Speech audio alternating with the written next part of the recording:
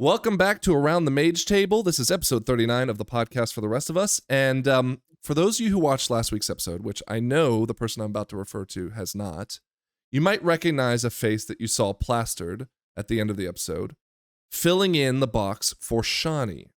Now, if you've seen the podcast from our early days, I think the first 5 episodes, if I remember correctly, you might recognize this face as Lithian. Lithian, how are you doing today, bud? I'm all right. I didn't know my face was plastered. Watch that.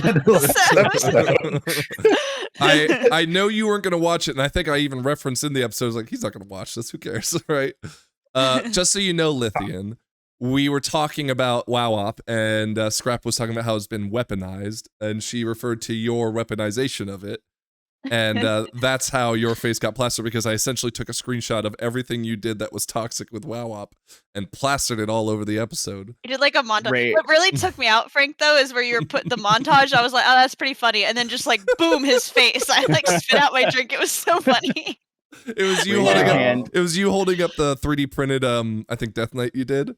And you're just like looking at the screen like, hello. Well, now you know the face of a man who weaponizes WoW. Raise your hand if you've been personally victimized by Lithian on WoW-Op. Oh. WoW-Op is so amazing. I don't know why you guys. Lithian, you thought you were coming here for a podcast. You're coming here for an intervention. Okay, so let's first go around and say hi to everyone else. Scrapclaw, how are you doing today? Good, doing good. Good. And then Ayaski, how are you doing today? Pretty good. I have water, but no mana biscuits, so I'm bummed. Oh, hey, actually, I tried. You can see behind me. I know you guys can't, but the viewers can. I still have the dragon going. This week, you say that I had tried to make a GIF of the mage table floating in the background behind me, but it ended up looking pretty bad, so I didn't use it. So I'm still trying. I'm gonna figure out how to get that in there. Okay, so Shawnee, what the hell happened to Shawnee? Well, here's the truth. Shawnee decided he wanted to take a little break because, one, he's super excited about player housing, and he's not able to contain his excitement anymore. But he also wanted to give way for Lithian to come in here and send me on to a full tilt.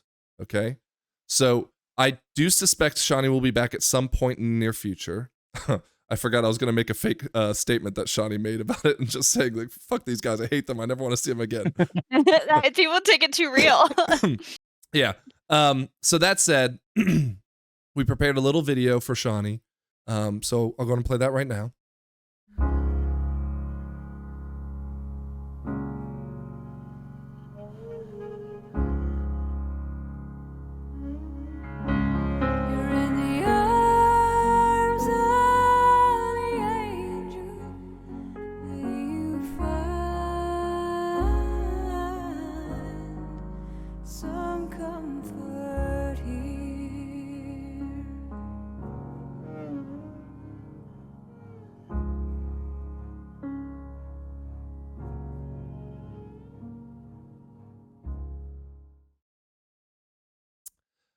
That video was made in jest. Shawnee has not passed away. I know Sarah McLachlan might have convinced you otherwise, but no, again, he will be back. In fact, Scrap, I thought about this.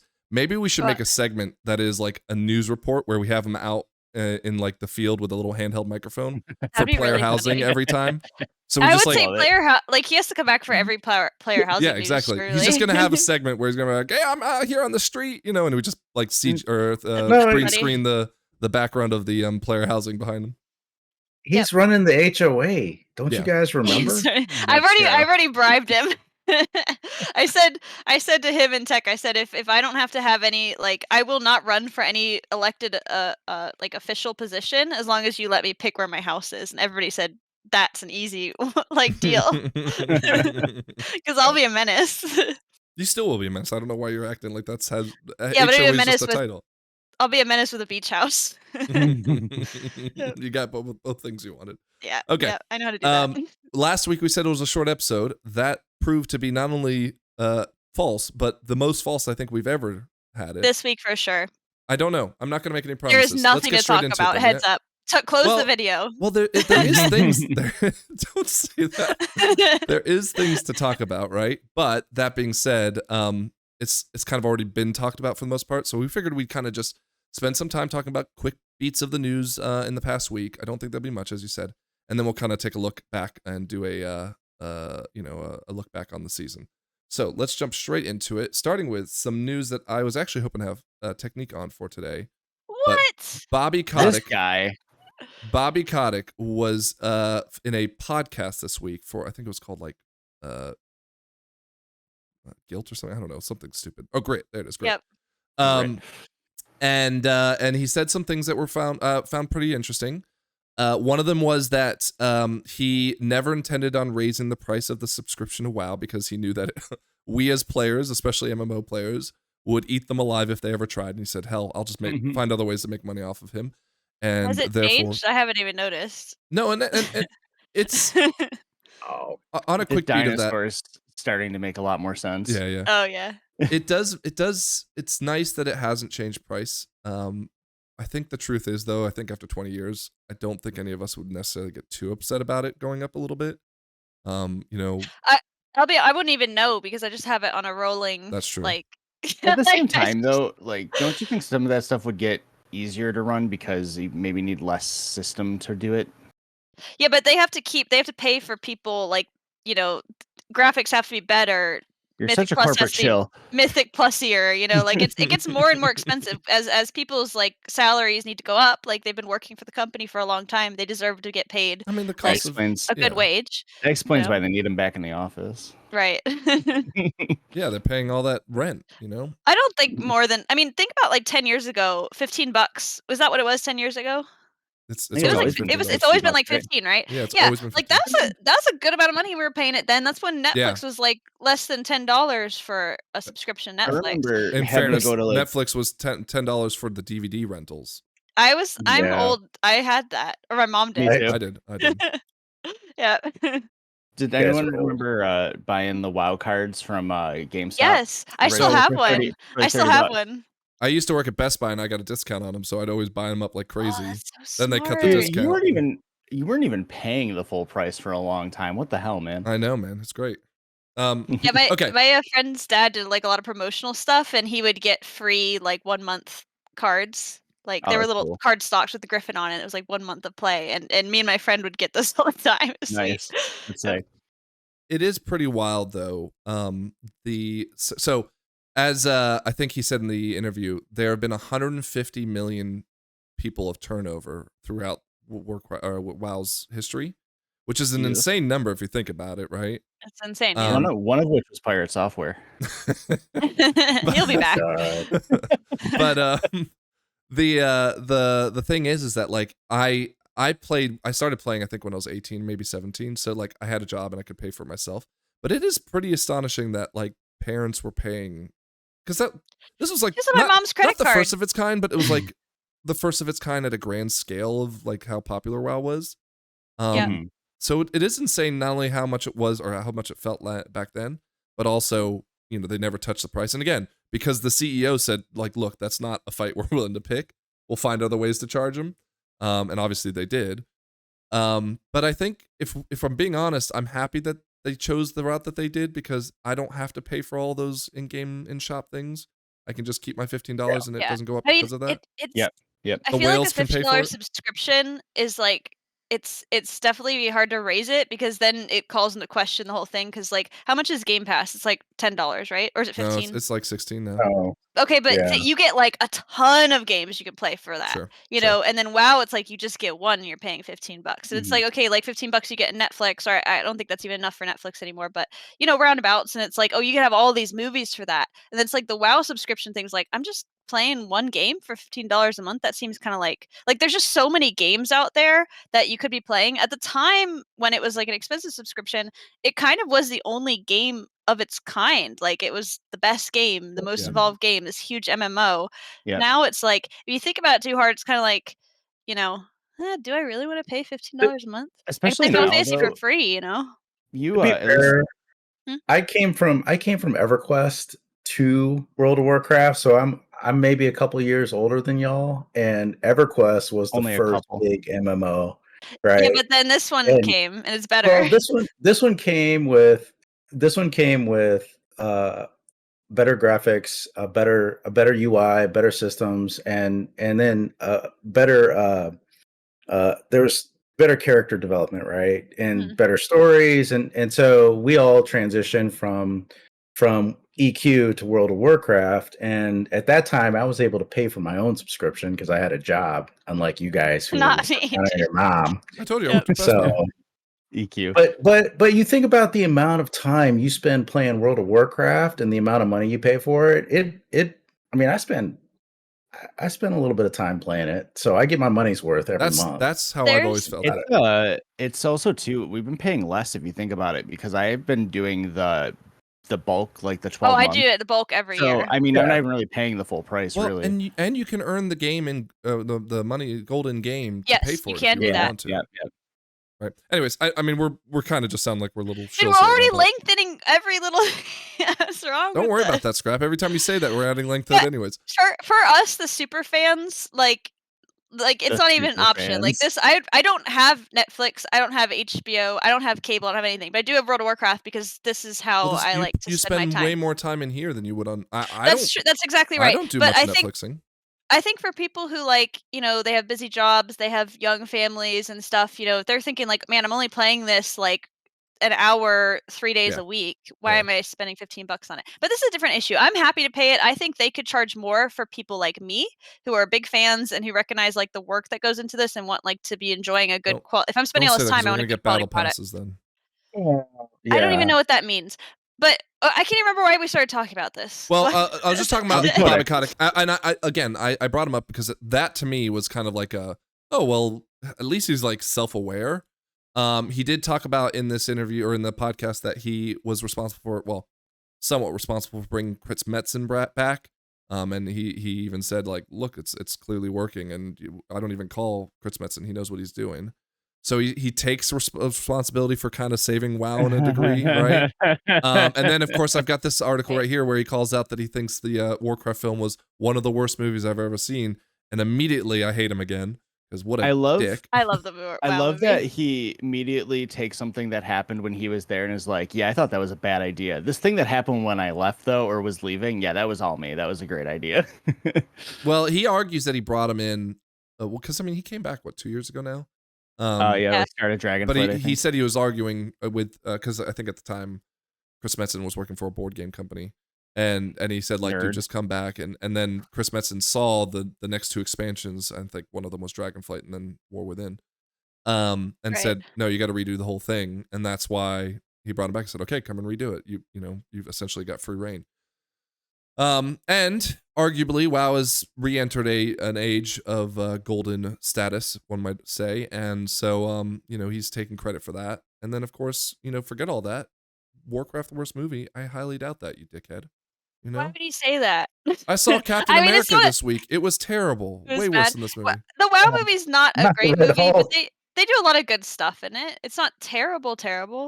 No, I think one of the reasons why. Like, it just jumped around a lot, but they're also trying to fit. It played fast and loose with the lore a little bit, but I think for the sake of making art, right? Like they were trying to make it palatable to the masses, like this big story into this small thing, and the effects were amazing. Like for the time, the orc stuff was so good. It made made $470 million, right? Here we go, $440 million, right? That's not too bad. But apparently it was still considered because not only do they have to pay, I think it costs like $300 million with the CGI. Yeah, so that's kind of like then you have to factor in all the marketing, which I'm sure they spent a fortune on. Yeah. But of that $440 million, like I think 60% of it's from China. So like from the United States standpoint, they probably thought, well, this is still a huge failure. Look, you can't say you can't say it wasn't a well-made movie that a lot of love went into. So saying it's like the worst movie you've ever seen is kind of like $160 million budget according to Wikipedia. Oh, so more than doubled it. The Game of Thrones guy did the music. That's pretty cool. The music was great. Sorry. All right. Well, we'll move on from Bobby Dickhead Kotick, and hopefully we never hear from him again. Scrap. Last week you were waiting with bated breath for the Raider.io recap. I love the recap. It's so fun. I thought it'd be next week, but it did come out this week. So do you want to take a second to look through mine, and we'll talk about y'all? Yeah, let's look through yours. Okay. So I'm going to go through it quickly. I played all 39 specs. No surprise there when I did like 500. I didn't have an outlaw rogue at any of my keys. Oh, you I love how the biggest upgrade is literally the veteran ring to the legendary well, ring. that's every the time. only way because nothing else can go any higher. So of course it's No, Yeah, I had exactly. a cloak that was the highest. I had like a really bad cloak apparently. Jeez Louise. What? Yeah, here, let me pull it up. You're an idiot. I'm not an idiot. I didn't want to pull this out, so it took us 102 pulls to kill Ansurect on heroic. Mhm. That's Excuse me. typical. I mean, when we as our group, it's typically around 100, isn't it? Yeah. Well, okay, let me tell you. That's 100.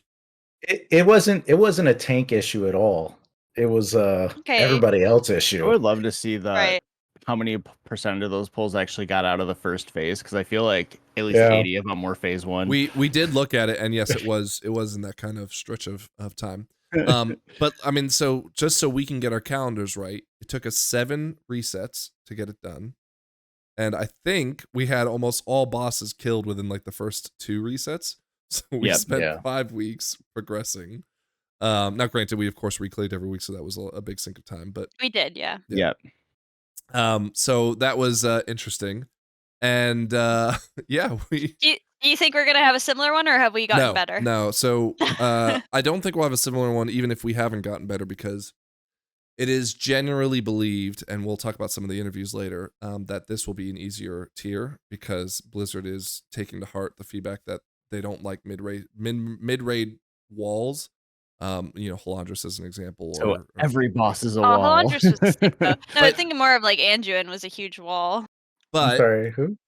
Anduin. But also on record is that Blizzard tunes or builds the raids at heroic and then tunes to mythic and normal from there. So I don't know if that necessarily really applies to us. I honestly have been very happy with how the last bosses have felt. The past probably like 4 or 5 tiers. So yeah, I think we'll still be at the 100 pull.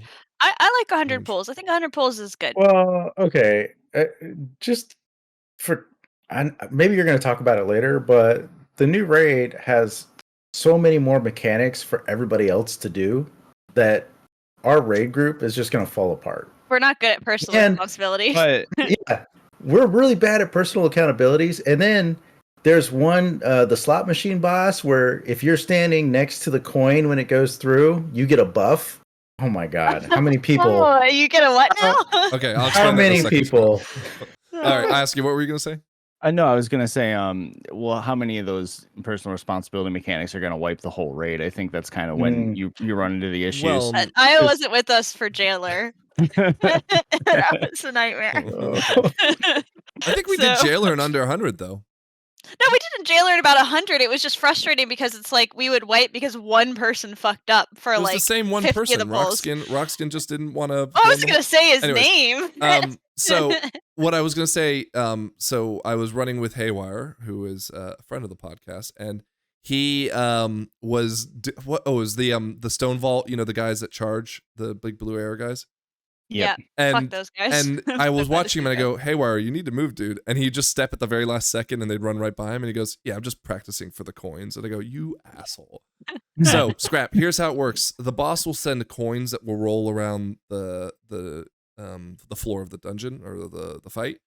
And you can't get hit by him. But if you stand close to him as they roll by, you get a damage increase buff. And so it's the idea of gambling on the slot machine, that you are trying to gamble by getting close. I'm going to gamble on my healer keeping me alive while I donkey it up. Well, no, if you get hit, you're dead. Oh, really? Yeah. I bet if I press turtle, I won't be. Maybe, but then you'll have one turtle. So anyways, to your point, yes, there are a lot more personal mechanics in this raid, but I also think that just like with any of the personal mechanics we had in the last set of raids, it's usually just down to like 3 or 4 people that I just have to ask to do it correctly. I mean, hell, we got through Broodmother, whatever her name was, in that one didn't take long at all. Vault of the Incarnates, was that it?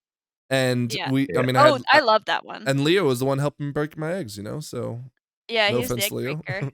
And Leo's he's an iconic podcast persona. And if we don't figure it out, we'll just optimize earlier than we normally do. Yeah. Optimize, yeah.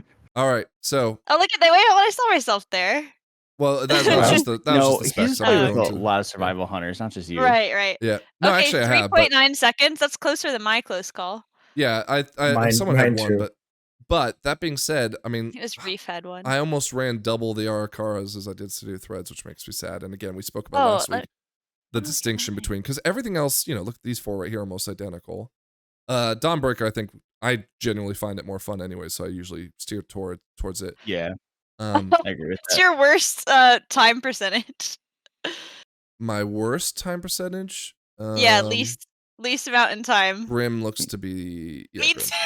Oh God, Grim Batal. What's that your doesn't percentage surprise me. at? 56. Oh, mine's so much lower than that. I'm not gonna say. My highest one is 82%, Mist of Tyrannosaith. And Dawnbreaker is also 82. Frank's messing up on the myths. Yeah. By the way, hit 3041. I did a second 14 this week, so that I thought you were gonna go to 3100. Well, okay. So one, I remember my How goal is just to get in the Brilliant top on 300. My goal is just to get in the right. top 300 of the. So I think I did that. Now, of course, that could change between now and the end of the season, but it will. But don't check it again. That's how I get away with it. Well, what I did make the mistake of though is because again, I told you that part of my goal was to get to be the #1 in the guild. Well, Phoenix, I guess, got wound up about me talking about doing tank damage as a tank. Phoenix actually watches the podcast, so I know he does. Yeah. Yep. And so if you issue a challenge, he's gonna take it up. Well, I don't feel like I was issuing him a challenge. He just took offense to my At this point in the season, you got to keep yourself entertained somehow. So taking any challenge you can get, I think. Yeah. So he pushed up another 100 points, and I just said, "Forget it. You can have it." He really pushed up 100 points. Yeah, Holy shit! Sweaty. If I can finish my 13s, which are 3 more, and then I could do 1 more 14, I'd catch up to him. But it's just how much do you have a week? Huh? Oh yeah, I have a week. That's not a lot of time to do that. No, I'm not going to. I'm done. Oh, okay. Now again, if you start doing some shit, I'm gonna. Well, now that I know Phoenix has that cred, I can ask. I'll just make one phone call one night, and I can pass you easily. You better hope I get occupied. Lithin, you came in second overall because I factored in your alts. I think you did like 140 with me. Moosham, who is Haywire, has done 181 with me. And, wait, what was your total keys? I missed it. Oh my god. But where is that? It was there. 417. There we go. 417. Okay, that's not much more. I mean, I had like 280 something. So you did like 150 more than me. That's like 5 more days than Scrap played Minecraft. You should. I'm a Minecraft girly first and foremost. So okay, little side anecdote, real quick. Sure. Tonight I took the girls to gymnastics. Okay. And I always bring my iPad, and while they're doing gymnastics, I'll play Balatro on my iPad, and I'll listen to usually like YouTube or Twitch. Tonight, I was listening to Max on Twitch, watching the Race to World First Dragon Soul, which just came out on Classic. Oh. Anyways, I have a friend who brings his daughter to the same thing. He sees me on my iPad. He goes, "What are you watching?" And I say, "Oh, I'm watching this streamer." He goes, "Yeah, but what is he playing?" And I go, "Oh, it's World of Warcraft." And you know, like, I don't know if you guys do the same thing, but anytime you're in public and you say, well, like, you just kind of clam up a little bit. Like, yeah, it's kind of cringe. It's World of Warcraft. Yeah. And I say that, and the guy next to me, who his name was Thomas, he goes, "Oh, World of Warcraft, do you play?" And I go, "Oh no." Oh no. Now, granted, no disrespect to him. Like, he was very nice and he wanted to talk about it. I have no problem talking about it, but I didn't really want to talk about it. Why didn't you just say you're the top 300 arcane mage on your server? That's what I lead with. I got to that point because he started. This is the reason why I wanted to bring it up. He goes, "Yeah, man, I had just unsubbed, but I'll tell you, I really loved Delves." And I go, "Oh," and so that's when I said, I have a podcast, and then my friend goes like, "What?" And I'm like, "Yeah, I don't tell people this normally." But I go, "Yeah, we have a podcast, and we actually talked about that, like, who are the Delves for?" And I personally just don't see it, but like, you're only reinforcing what, because Blizzard said this in interviews recently, that Delves are really popular, and I'm like, "Dude, I just want to ask you some questions, and like, what makes it so popular for you?" He goes, "Well, I'll be honest, like, every time I get into a guild and I form it with friends or whatever, it always falls apart." And of course, I related to that and told him about how we built ours. But yeah, then my friend goes like, "Well, okay, so like, you have a podcast? Like, how often do you play?" And I told him how much I play, eight days worth of in this season. And he goes like, "Are you any good?" And I go, "Well, the funny thing is we built the podcast on this idea that it's for the rest of us. But as I continue to play more with these people and do the podcast, I very clearly have now reached outside of that because I've gotten into the top 300 of being an arcane mage, right?" You should do more delves. So anyways, point was that I was like, yeah, I mean, like, I don't think I'm really a casual anymore. Obviously, time-wise, I'm certainly not, but skill-wise, like, I'm pushing into this space, and of course, we all are too. And so, yeah, it just made me think about, like, damn, I'm maybe investing a little too much into this. I don't know, man. Mad respect. You literally started the season late. You're taking your kids to gymnastics. You're being a dad, and you're still finding time to do 8 days worth of keys. That's. What do you mean you started the season late? That's props. Remember, remember, I had to go out of town for the first 2 weeks. It's like 3 days late. You get credit for that shit. Yeah, that doesn't count. Yeah, fucking brown noser. I ask you, I don't know, like, what their problem is, but anyways. Yeah, they're haters. Me and Lithian are getting up on you. We're forming the lines. Lithian, I was gonna say, like, don't pull punches. You can tell me all you want, because I think that'll be good for the podcast. Well, I want to say that I do think that we still, like, I still consider myself a relatively, I don't say I'm a casual player, like, compared to how my friends play video games. I definitely, like, am way more addicted and involved in it. But compared to people I see, and even people I played with who are pushing higher, like the 14s, 15s, 16s and stuff, like, I think the attitude is part of what makes it casual, is that, like, if we don't time a key, we're chill. We're still friends. It's, like, not super serious and stuff. And we mess up in 10s. You know, it's just, like, it's not a huge deal. We're just here to have fun. And I think that's kind of like what, like, the kind of semi-casual, like, we still want to push high, but, like, not take it too seriously. It's not my life. I'm not raiding 4 days a week. You know, I'm not doing, God, how many, 8 days of keys in a season? Jeez, Frank, relax. But I do take it seriously, and I do have fun seriously, you know? What I told them when I said, like, how much I'm playing, I said, the truth is that this is, like, my social space. I don't. Yeah, you got young kids, so. Well, not only that, but, like, even if I didn't, I'm too old to go to the bar and just, like, hang out like I was in my 20s. And, like, you know, of course I want to go out and play golf and all that stuff, but at night it's really just like, do I want to watch TV? Which, I mean, sure, there's a couple, like, you know, Reacher just came out, I want to watch that, but I'd rather hang with my friends and just dick around in keys, even if I am getting serious about them or not. And so this is kind of like my social space. To the point where, I mean, hell, Leo, which we've talked about multiple times on the podcast, I've known him since vanilla, and arguably, like, he is closer to knowing who I really am than most of my friends from, you know, 5 years ago, 10 years ago, whatever. So, you know, it's definitely something I cherish and obviously have tons of fun playing. Obviously, I wouldn't play it if I didn't have a lot of fun. But at the same time, like, I think you guys bring the competitive nature back out of me. And so we get super competitive, but as you pointed out, Scrap, I mean, yeah, let's have some fun and not make it, you know, too serious. Well, you even just said like 10 minutes ago that if I started pushing, you'd be back in again all this. And, like, that's the only reason you push. We're ultra competitive, right? Like, yeah, I mean, you and I are always in competition. Who's getting this first? Who's getting the highest? Who's getting this done? Who's getting that done? Like, well, you moved the goalpost, so it's not fair. Well, yeah, because I always want to win.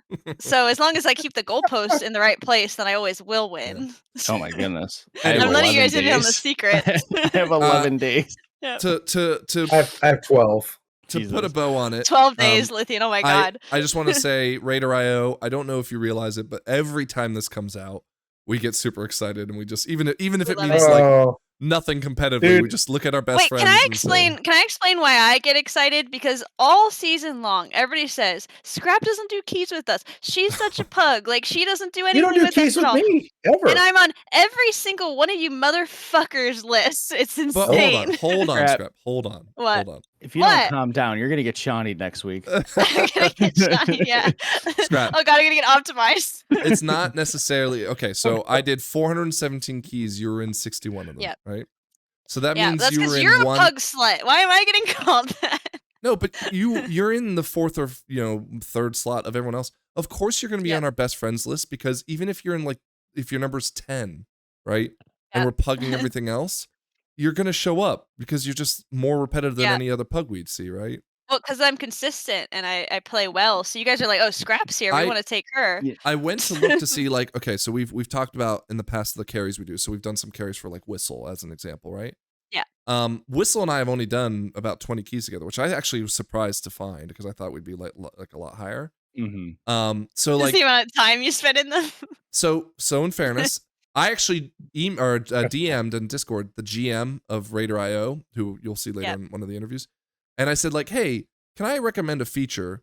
I want to see the breakdown of a peer-to-peer, like how many keys we did and when we ran them and all that stuff. She did point out to me on Raider.io that there is a runs with me feature. It doesn't look like a drop down. It's yeah. But so I did look that, and that's how I kind of got some more data. But I believe that these 50 of these 61 runs, Scrap, were probably in the first 4 weeks of the season. Yeah. And so that's where everyone else gets upset, because then when you look at Musham at 180, like that's the distinction, because Musham, if me and Musham are playing together and you were still there, you'd be playing just as much with us as he was with us, and Lithian was with us, etc. So that's the point. So was IO, were you with us when we did this recap last time? I was season 4 of I don't think I played a lot in season 4, so I wasn't on anybody's. IO posted it first in Discord. And I don't know if he knew. Oh no, I knew what I was doing. Everybody jumped on Pick in the hoarder's nest. And the sad part is Scrap didn't even make mine. You're a liar. I was number 1. Lithian, I've been on Lithian's number 1 7 fucking seasons in a row, and you can check that. No, I'm gonna tell you a secret. Post what he shared, Frank. Of course, I'm running it down right now. Yeah. No, go ahead. I blanked 2 people out. Okay. Mm-hmm. I blanked 2 people out. Who do you think those 2 people were? It was Io and me, because you're the one. You're the gaslight. Probably Warlocks. No, it was Io. No, I don't play with Warlocks. Warlocks are stupid. But but where do you think Io was compared to you? He probably was actually in front of me. Yeah, he was. I believe it. He took my spot, but I wouldn't know that because you haven't actually shown it. I was ashamed. But Lithian has done how many keys, Lithian? Like 600 keys? I'll tell you. I did 630 dungeons. So I did 280, and you were in over a third of my dungeons. Okay, you did. We ran 122 together. 122 out of my 280. 112. That's getting close to half the amount of dungeons I did. You're in almost half. Io was in 148 with me. Holy shit. Jeez Louise. And I don't even know. 84 of them were on your druid, because that's the only one I have on there. Hold on. What? Lithian, you just said that collectively, because I mean, you looked at all your tunes. I just looked at whatever. Okay. 112 runs with Scrap. Scrap's done 61 runs with me. Frank, you weren't even on mine. Remember when she said I didn't get a 2-week head start? That is bullshit. And then all of a sudden there's 60 keys I'm missing from. You know who's ahead of you, Frank? Is James. Because I was, again, the first 3 weeks of the season, I played with James constantly because he was on all the time. You weren't even on it. I think we were competing too much. So you were not entering my keys much. Yeah, but it's not like I said, oh, fuck that. I'm going to not play with... Frank, you fucking messaged a pug that I was trying to get into to not take me. So like, I don't want to hear it. Yeah, you did do that. I was already in the group, and he whispering the group leader to not take me to the key. And he's trying to act like I didn't specifically not do keys with you because I'm competitive. No. Let's be clear on my distinction. Let's bring up also that we timed that we +3'd an 11 and got a 14, and you were like, I'm not going to do that with you. Yes, I did do that because that's a competitive edge. Okay, but hold on. So now explain. Okay. So, first off, I ask you had something you want to say, or yeah. We're just gonna keep talking about this. So, 2 of my top 5 are 2 haywire alts. That's so Lithian, crazy. I have 84 with Lithian, but like he said, we have like 180 something together from all of his characters. Scrap, I have 103 runs with. That means I had 500 runs. Like a third of them, like 1/5 of them was haywire, 1/5 of them was Lithium, and 1/5 of them was Scrap. You could double crazy. You could double. Yeah, you definitely were double. It's like me and Moosh were in the same one and stuff. It's because we're all best friends. We're all best buddies. So, I think we can summarize this. We run a lot of keys. We're just chill guys. We're just chill guys. So just to clarify, Scrap, I wouldn't avoid playing, because the idea would be that I wanted to win the competition, which I took very seriously. Obviously, we even talked about, I think 3 or 4 weeks into the season, we're like, maybe we shouldn't do this anymore. Yeah. But you and I were having fun. It was the other people around us that weren't having fun, and we're like, "Can you guys stop?" Yes. Yeah. We need to drag all this up. It's getting messy. Can I throw down the gauntlet real quick? Sorry, Frank, I didn't mean to cut you off. No. Season 1 was the season of competition. Season 2 should be the season of friendship, and you all should come together and just see how far you can truly get. Frank and I did mention that when we were talking. We were like, dude, if we weren't in competition, we'd probably be like timing 15s. So maybe this is the season. Next season. Oh, PP season. PP season, yep. Please explain that so I don't have to. I don't remember what it came from, but we like our potty humor around here, and I was talking about doing a pug and push, right? So it's like, because it's something that I was doing in the season, and other people weren't like, they didn't stomach it, right? Like I wanted to just do pugs over and over repeatedly and try to push keys and pugs, like, but it's a slow process, it's agonizing. But people don't want to do that, and I said next season. Yeah, I do it at 3 a.m. Like, but I'm like, next season, who wants to join me in the pug and push? Because it was me and Phoenix. A lot of it was like the only two people who are doing this pug and push, right? But it's also really funny because you say like, oh, we're gonna have big PP next season. You need a big stomach to handle the strong PP. Yeah, thank you. You were just you said you were the only one doing pug and push. Yet here I am. The key that you referred to, where I messaged the leader and said, "Hey, don't take them." She scored, or she like ruined one of my keys. No. I was pugging and pushing. Sorry. Pugging and pushing with all of us. You PP with somebody. You don't PP by yourself, then right? It's not pugging anymore. No, like Lithy and I we occasionally we pug and push, like it's a 2-person activity. Okay. So yeah, we did it. Initially we did it to make friends and bring more people to the community, right? Yep. But it with the competition you guys were doing, it kind of evolved into how can I PP higher than the next guy? It became a PP measuring contest. See how funny we are? This has been like... I don't understand how this is totally humor. This is triggering me from when we did the charity run, and then we did Jack in the Box, and every joke was PP poo-poo, and it was sending me into a full tilt. I don't see how that's relevant. And it would win every time.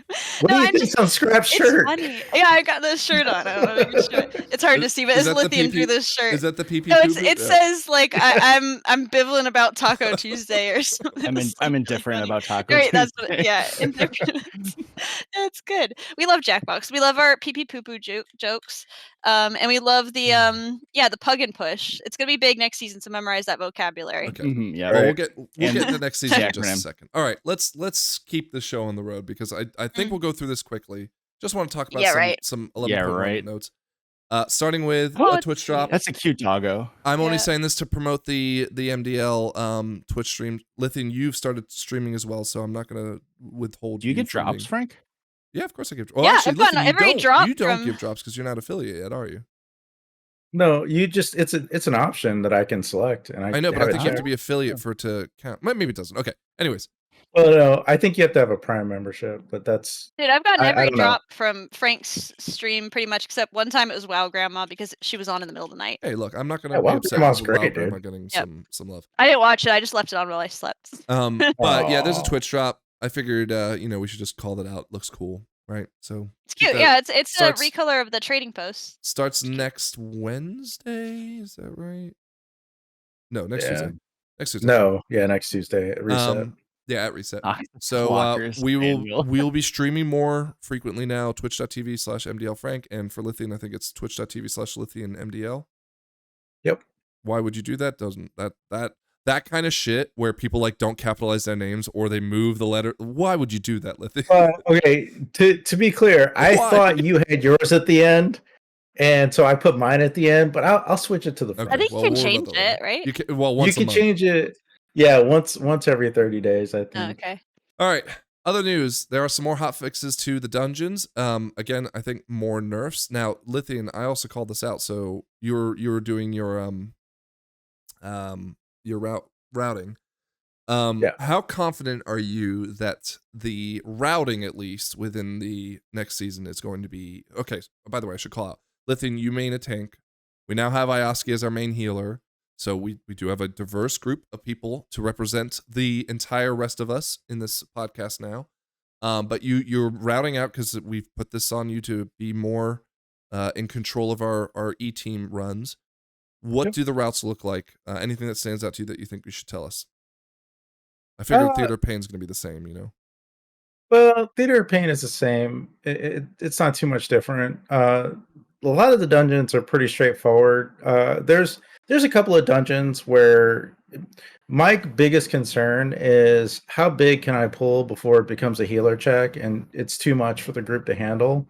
And how much can I'm playing Blood DK next season and I'm not really good at it yet. I'm still working on it. But how much can I handle as a tank, but how much can the group handle? And this dungeon here, Priory, is one of the ones that seem harder than the others because of some of the mobs and the placements. And one of the challenges we have within our group is certain people like to pull more stuff outside of the route. They hey, like Hayward's a hunter. things. That's his right. Hey, my orbs are equally as dangerous. Yeah, there's orbs, there's things that fly out, and one of the challenges is making sure we have positioning as we go through the route, because some of those we're in tight spaces in some of them, and if you pull extra, you're just gonna wipe everybody. Yeah, Priory seems like it has a lot of patrols. But yeah, I mean the routes aren't too bad. They're not tricky. I'm hearing that Priory is probably going to be the hardest dungeon of the season, and that Dark Flame, which everyone's really worried about, but might be the easiest. It is. I thought that might happen. Well, so they've made some changes to it, and it actually feels fun to play. And I'll tell you, I didn't think I would say that at the start of the season, because I was dreading the train car thing and a couple other parts of it, but it actually feels it feels good. It feels fun. I'm excited to play it. So, do you think? Because I even noticed this. I think in Priory there's some more mechanics that I haven't seen yet, and maybe that's just because I don't remember M0 much at all. But do you think that they build mechanics for these dungeons at like the expansion launch, knowing that, for example, the train cart, like knowing that full and well by the time that comes out on M+, they're gonna either gut it or completely change it, more for the fact that they just want to make like a lore-based encounter to enjoy at the start of an expansion? I mean, my take is that they're like, they have to try new stuff. Like, they can't make every mechanic dodge the tail, dodge the spit, right? And like, or just like bullet hell, or like tank has to kick something or whatever. Like, there has to be variety to make it a memorable boss fight, and that involves normally like new mechanics. So they try stuff. Sometimes like RP stuff is the most fun part of the dungeon for me. Like I'm thinking like Temple of Cithralis. The only reason that dungeon is like memorable to me is because like you had to pass the ruby back and forth. Yeah. It was so like there's things like that it's like, oh, that was kind of like, it was a pain in the ass, but it was cool. So they need to try stuff, and sometimes it's bad. And I think if, like you said, if it didn't work, they would have gutted it. But I think when they design these, I think from the ground they just want to make a cool thematic dungeon, and then they'll worry about the Mythic Plus when it actually comes up. And now that they split up the dungeons between the two seasons, they can do that a little bit better than they have in the past too, and say, okay, people don't like this, they're testing it, they still don't like it, okay, we'll find a way to work around it, as opposed to just forcing us to do stuff like that. Yeah, because it's not an extreme example, but even like Nakud with the flying, I feel like they made some small tweaks at the start of the expansion to say like, okay, we'll make this a little less cumbersome. Okay. Well. You and Lithium have been playing on PTR a lot. Are these season 2 dungeons seem like they're going to be shorter than season 1? Because it seems like Priory seems like it's be a shorter one. Rookery seems like it'd be pretty short. There's shorter ones. I feel like the Mechagon ones are longer, only because they feel longer to me. But I think one of them is shorter than the rest. I think yeah, it's the shorter Mechagon of the two. I know it is, and it just, I don't know, it just feels long. But I think most of them, if I remember correctly, have 18-minute timers for three chesting it. Oh, okay. And they go up to 32 or 30-minute timers. 30 would be. That's pretty typical. Between 30 and 40 is what I'd expect. So 32 is on the shorter end. 40%. Yeah, and so it didn't look terrible. I'm excited to rate those dungeons when we get through them after a while.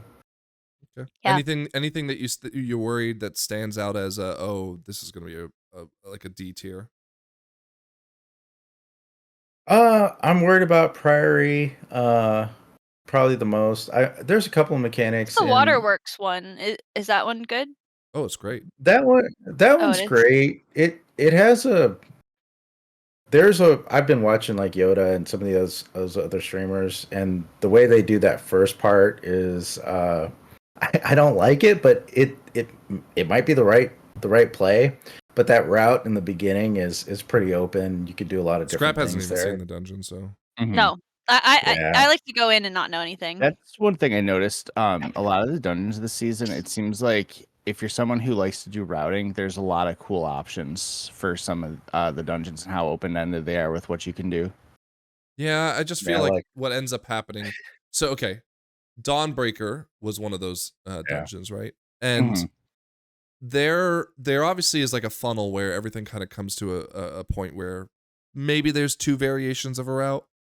But then I'm like doing the 13, and no joke, one of the most insane routes I've ever seen, where they went into the church and then they like walked out on the side and then walked across the wall to like find a place where the house was close by. And I mean, I'm not saying it was a bad route. I'm just saying like the randomness can sometimes be very jarring when you're like pugging/pushing. Yeah. Again, only to support the claim where I say please PPing. Only for like my point to always be reinforced. You should share your route if you're especially doing something that not everyone's doing. But the problem is like the person who makes that route doesn't even think that no one's doing the route. Maybe they don't see other routes because they're the tank or whatever. Anyways, so while I like that in theory, I feel like in practice sometimes it can be a problem. I could see that. No, I like it. I especially like when like halfway through the season, the big push comes out and then somebody finds a new route or a new way to do things. It's cool. Although most of the time, I will say most of the time it's just worse. Like I feel like in Dawnbreaker, we had it down pretty quickly, like the route that we took. And like even in Pugs, it was pretty homogenized. You'd go from the church to the house to the I don't even remember the inn or whatever. But now people in hierarchies are pulling that whole it's the fountain area, and I hate that shit, man. It's fast, but it's like it's such a pain.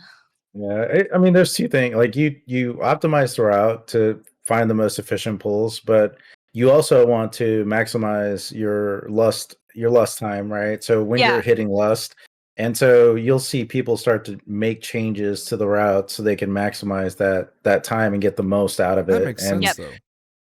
Yeah, I mean, it does make sense. Cool. And that's what we'll be doing when we start pushing. But out the gate, I mean, I'm making the routes, and I know the percentages changed with this last round of changes because there's a couple where I was hitting a higher percentage, and so I was finding things to skip and ways to optimize. But it's probably gonna change a couple times, maybe. Well, that's a fun activity for me to do, and I'm sure you do too. Is like I have fun with it. Finding the math to say like where can I sneak in a 0.5% or whatever.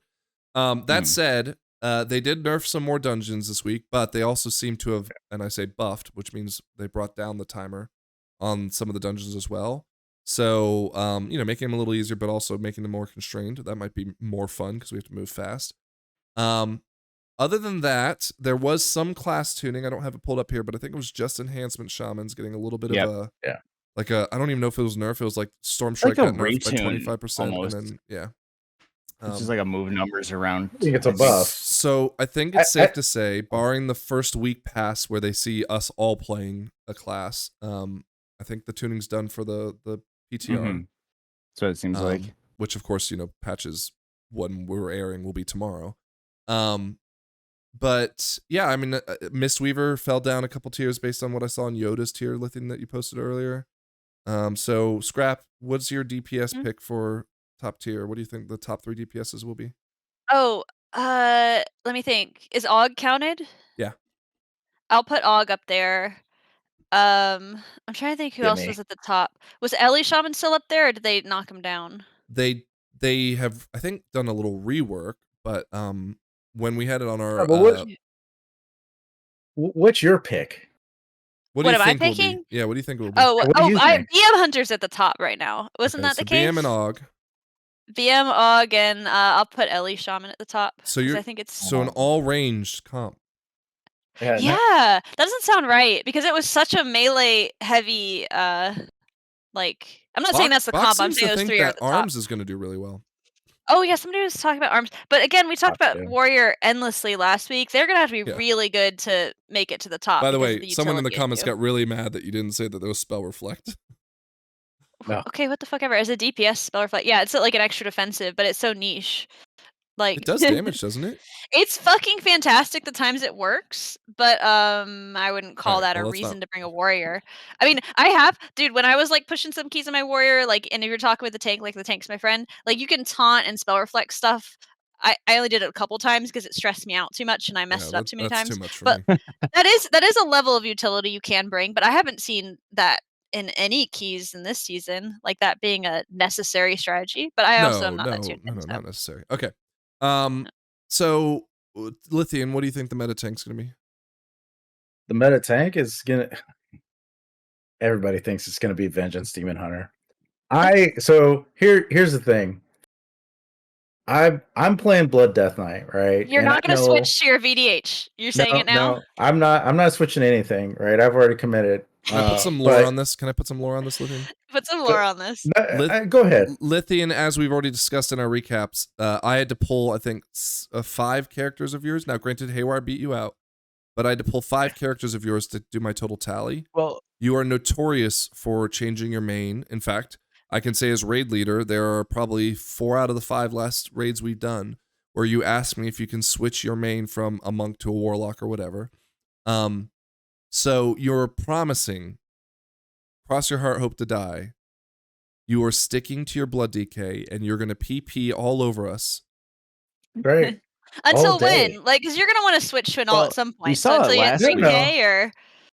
No, in the I'm IOs. He said no. All of his 2700s in like the same spot, and like he gets them to like a specific rating, and then just jumps to the next one. You're right. I do get so like my paladin's there, my druid is there, my death knight's there. What I want to do for my goal for season 2 is Death Knight, Blood Death Knight. I might play Unholy. I like Unholy. I don't think it's good, but I like playing it because I like the thematics. But Blood Death Knight, and what I was saying earlier, I do think Vengeance Demon Hunter is going to come out the gate. Everyone's trying to play it. Everyone's trying to gear theirs.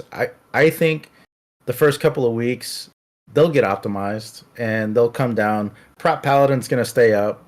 But Blood Death Knight is always in the middle, and they always look good in PTR. But after a couple of weeks of PTR, they kind of lose their zing. Blood Death Knight hasn't had any changes. They haven't done anything with Blood Death Knight outside of changing Coag. Saylan or whatever better. No, they changed Coag and increased the timer as a way to make it easier for people to keep the buff up if they're bad at the game. But That's not. I do expect some tuning to happen after the season starts. Of course. I think Vengeance Demon Hunter is going to get dumped a little bit, but right now, I mean, talk to any of the top streamers and you'll see them, playing their Vengeance, and they all think the same thing. Vengeance Demon Hunter. So. All right, I ask you, what's your thought on healers? So it's gonna depend on the tank. If it's prop paladin, it's definitely gonna be disc priest. If it is VDH, I think it might actually be resto druid. Yeah, I saw that. Saw some resto love today. Yeah, it's interesting. So monk is out. I mean, damn, I was gonna. Oh man, it's not that they're out. It's just I think they'll be good to play Mythic Plus, especially if you're playing by yourself. But if you're talking about like the top composition, you're either gonna have disc priest that the prop paladin can cover for the weaknesses of, or you're gonna have resto druid that's gonna have the throughput. It's gonna have the verse buff. It's gonna have the damage it's able to do. So I think one of those two will depend on the tank.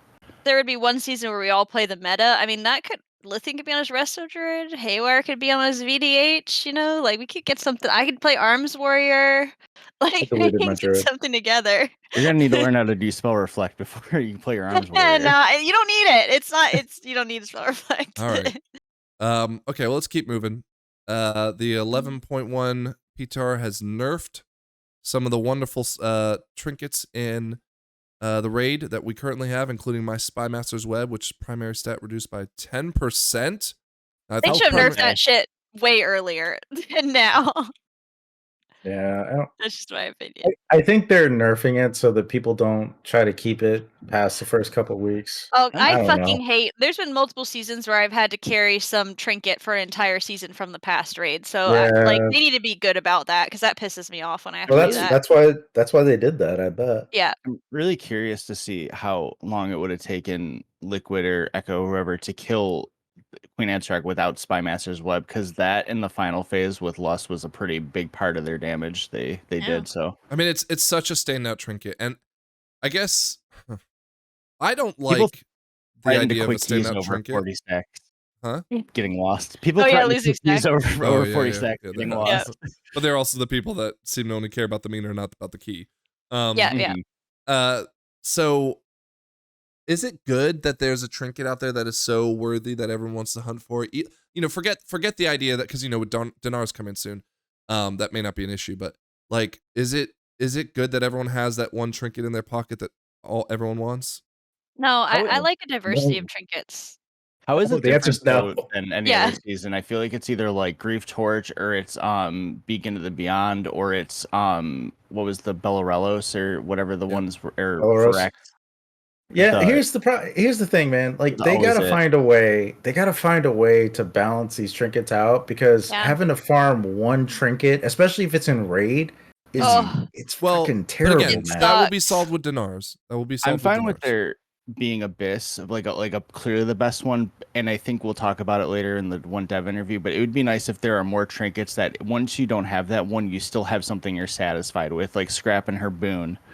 Yeah, Twister and I was gonna That come was in terrible. and say that I like trinkets that are like, you know, if you learn to use it correctly, it can be better than the kind of easy use, like just press and forget, or sometimes don't even press and forget. Like you can if you want to risk a little bit more by hitting that Storm Eater's boon, you can get a little bit more out of it.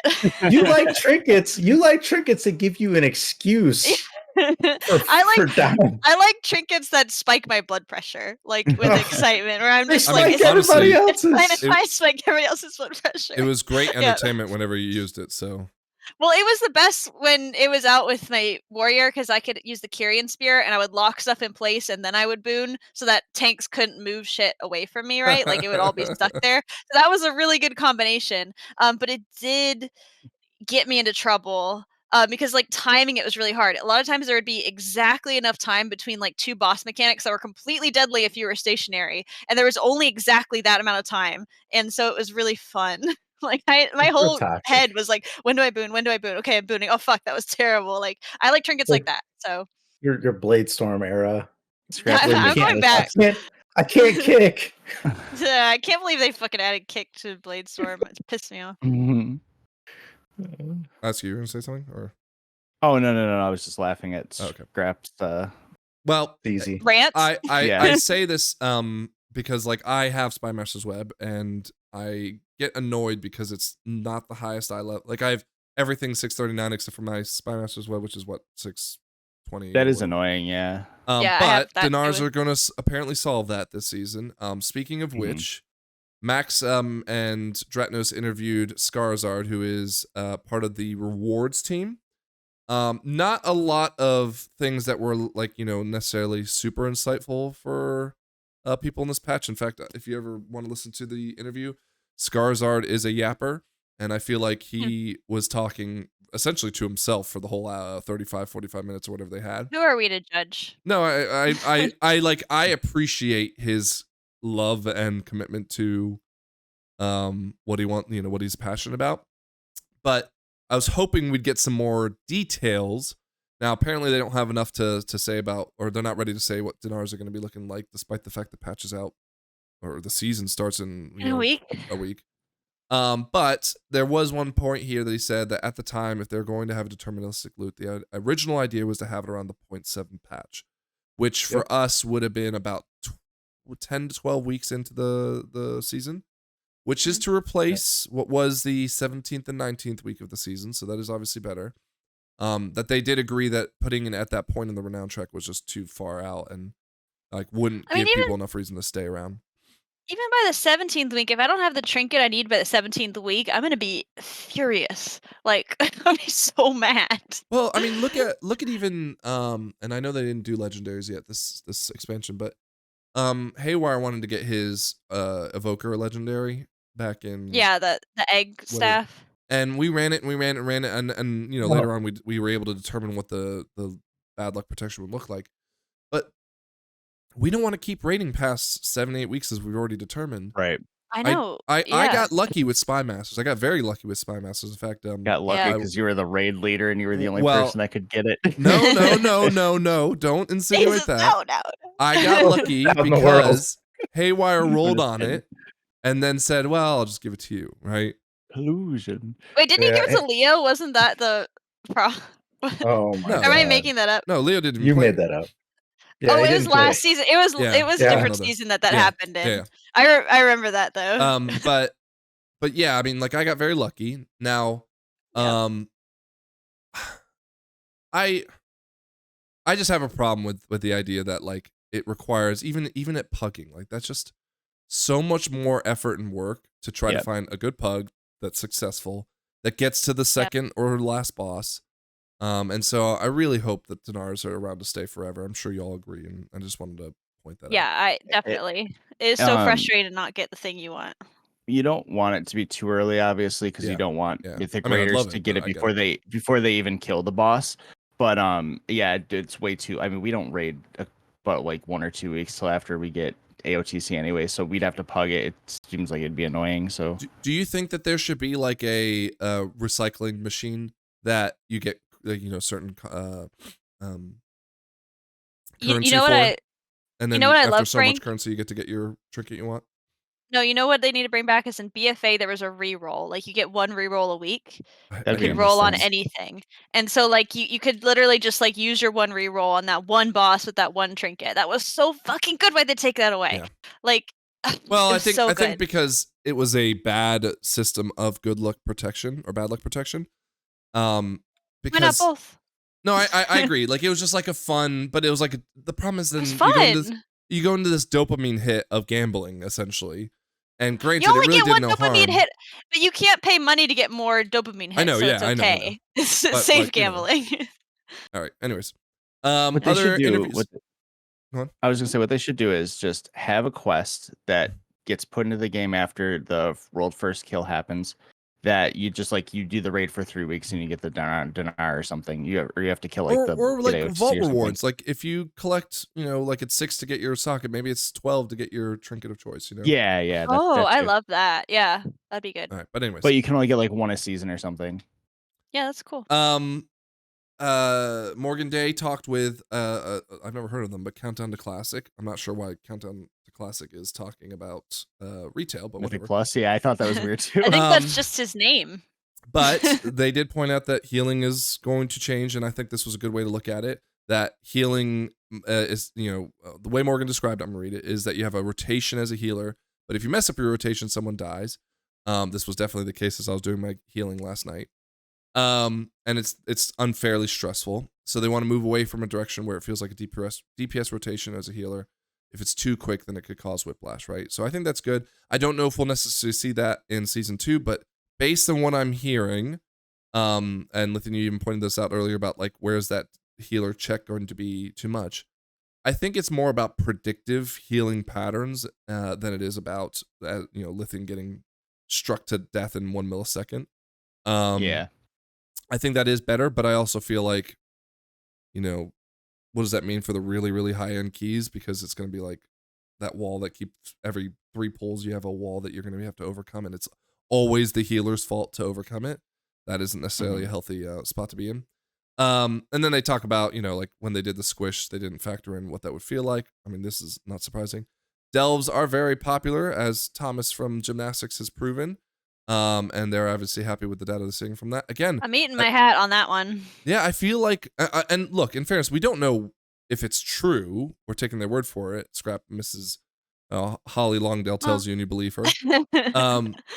I assume it's true based on your like anecdotal story, and I mean, people still play it. I don't know. I just think there's Johnny was playing it like last unspoken... week. He was playing Delves, well, he's just leveling up his. He's leveling up his brawn. It could be too. Like people don't need to keep playing Delves. They could do Delves, get the Zekfir kill, and then that's it. You know. Like, well, no, Thomas said that's how he got his gear. Oh, really? He's like that. I did it because that's where I geared myself.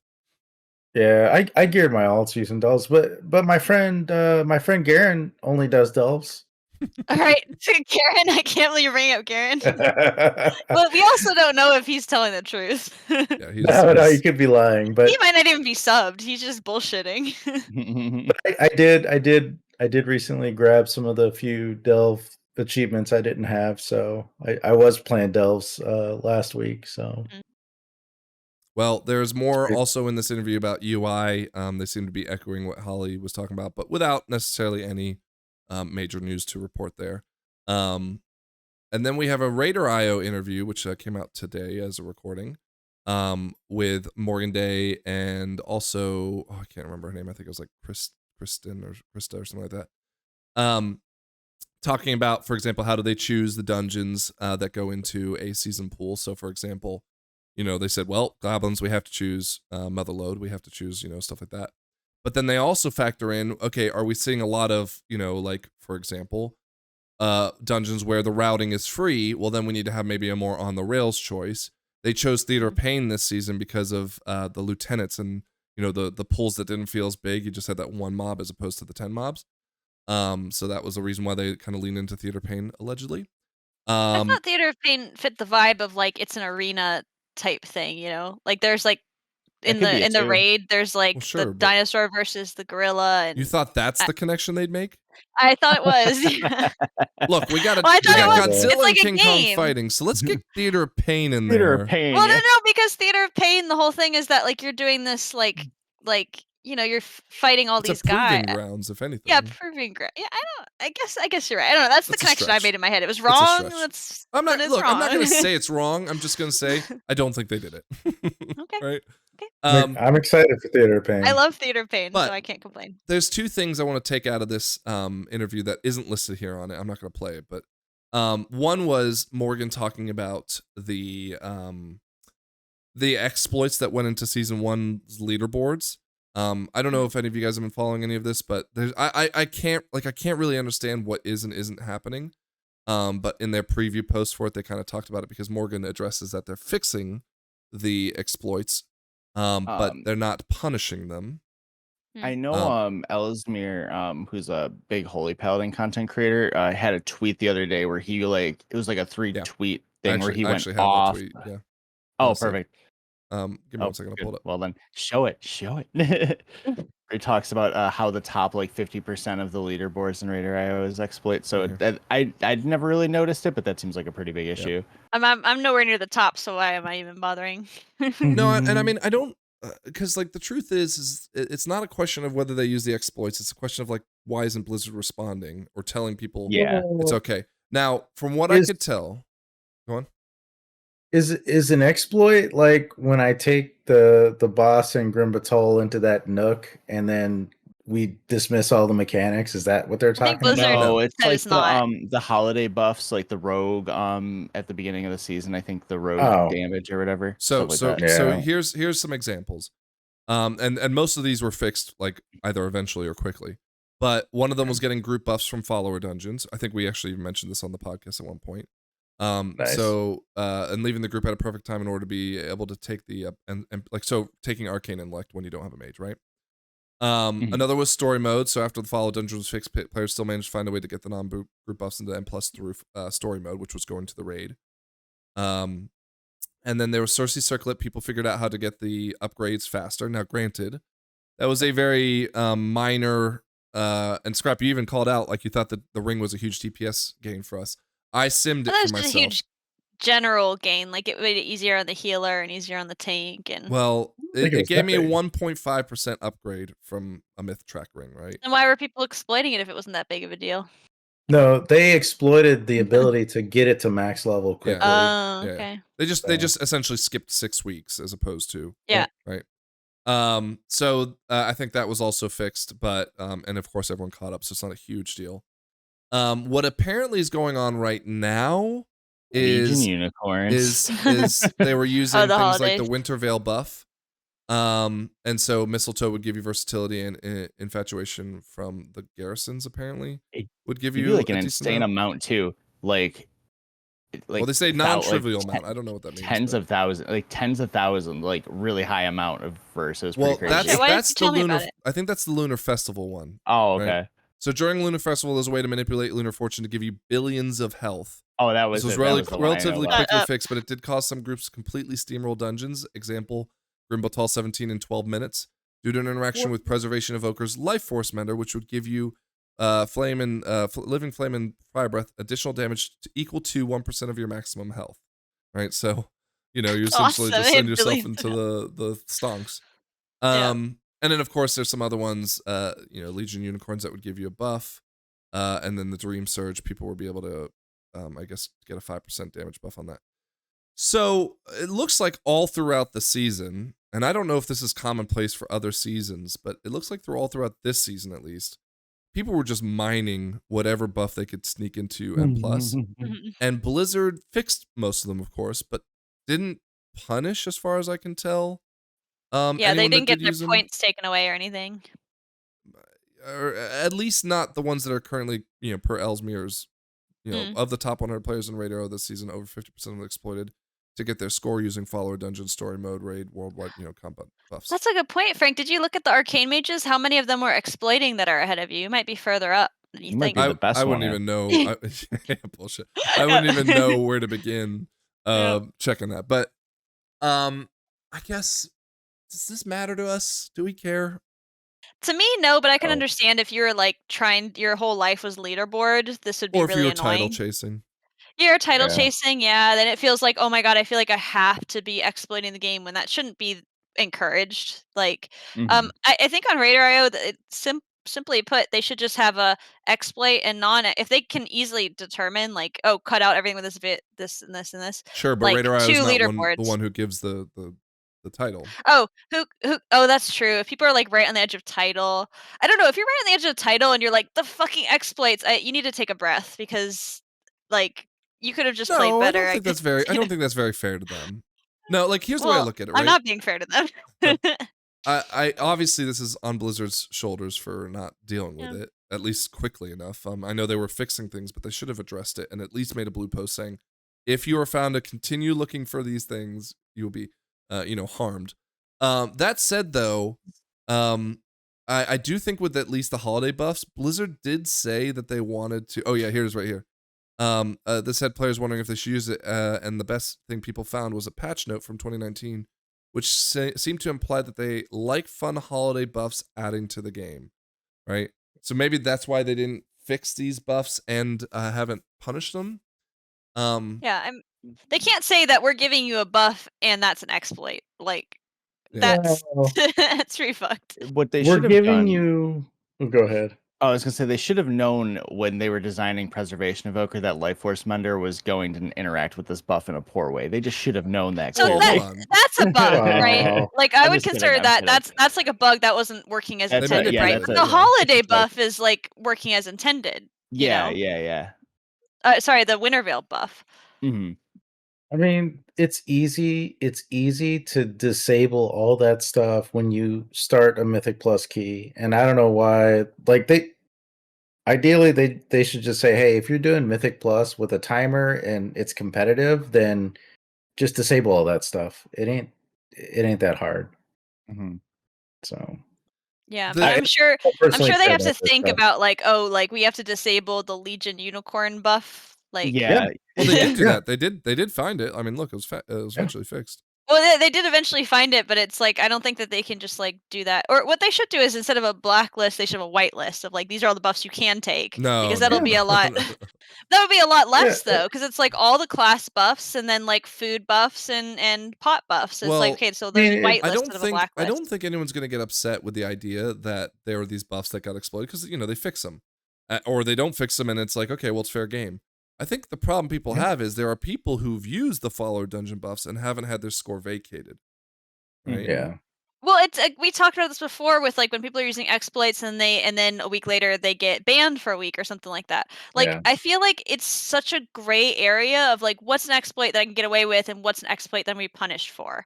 And like these are all examples of ones that people weren't getting banned for using these, I don't think. Like No, how it was I during the World Force one. So then that tells me that it's kind of like soft okay to do this, right? And it's like maybe they'll take my score away, but maybe they won't. I feel like they're kind of condoning it by not punishing it. It's kind of weird too, because I mean, if you really think about it, if you're number one on the leaderboard, right? Like you get the title for the achievement, or you get the achievement title. But what else are you really getting? You're just number one on a leaderboard. It's not like there's competitive I like think a let's talk competition thing about. going on. Remember when Frank was talking at the gymnastics class? He could say, "Oh, you know, I'm like the number one in the video game."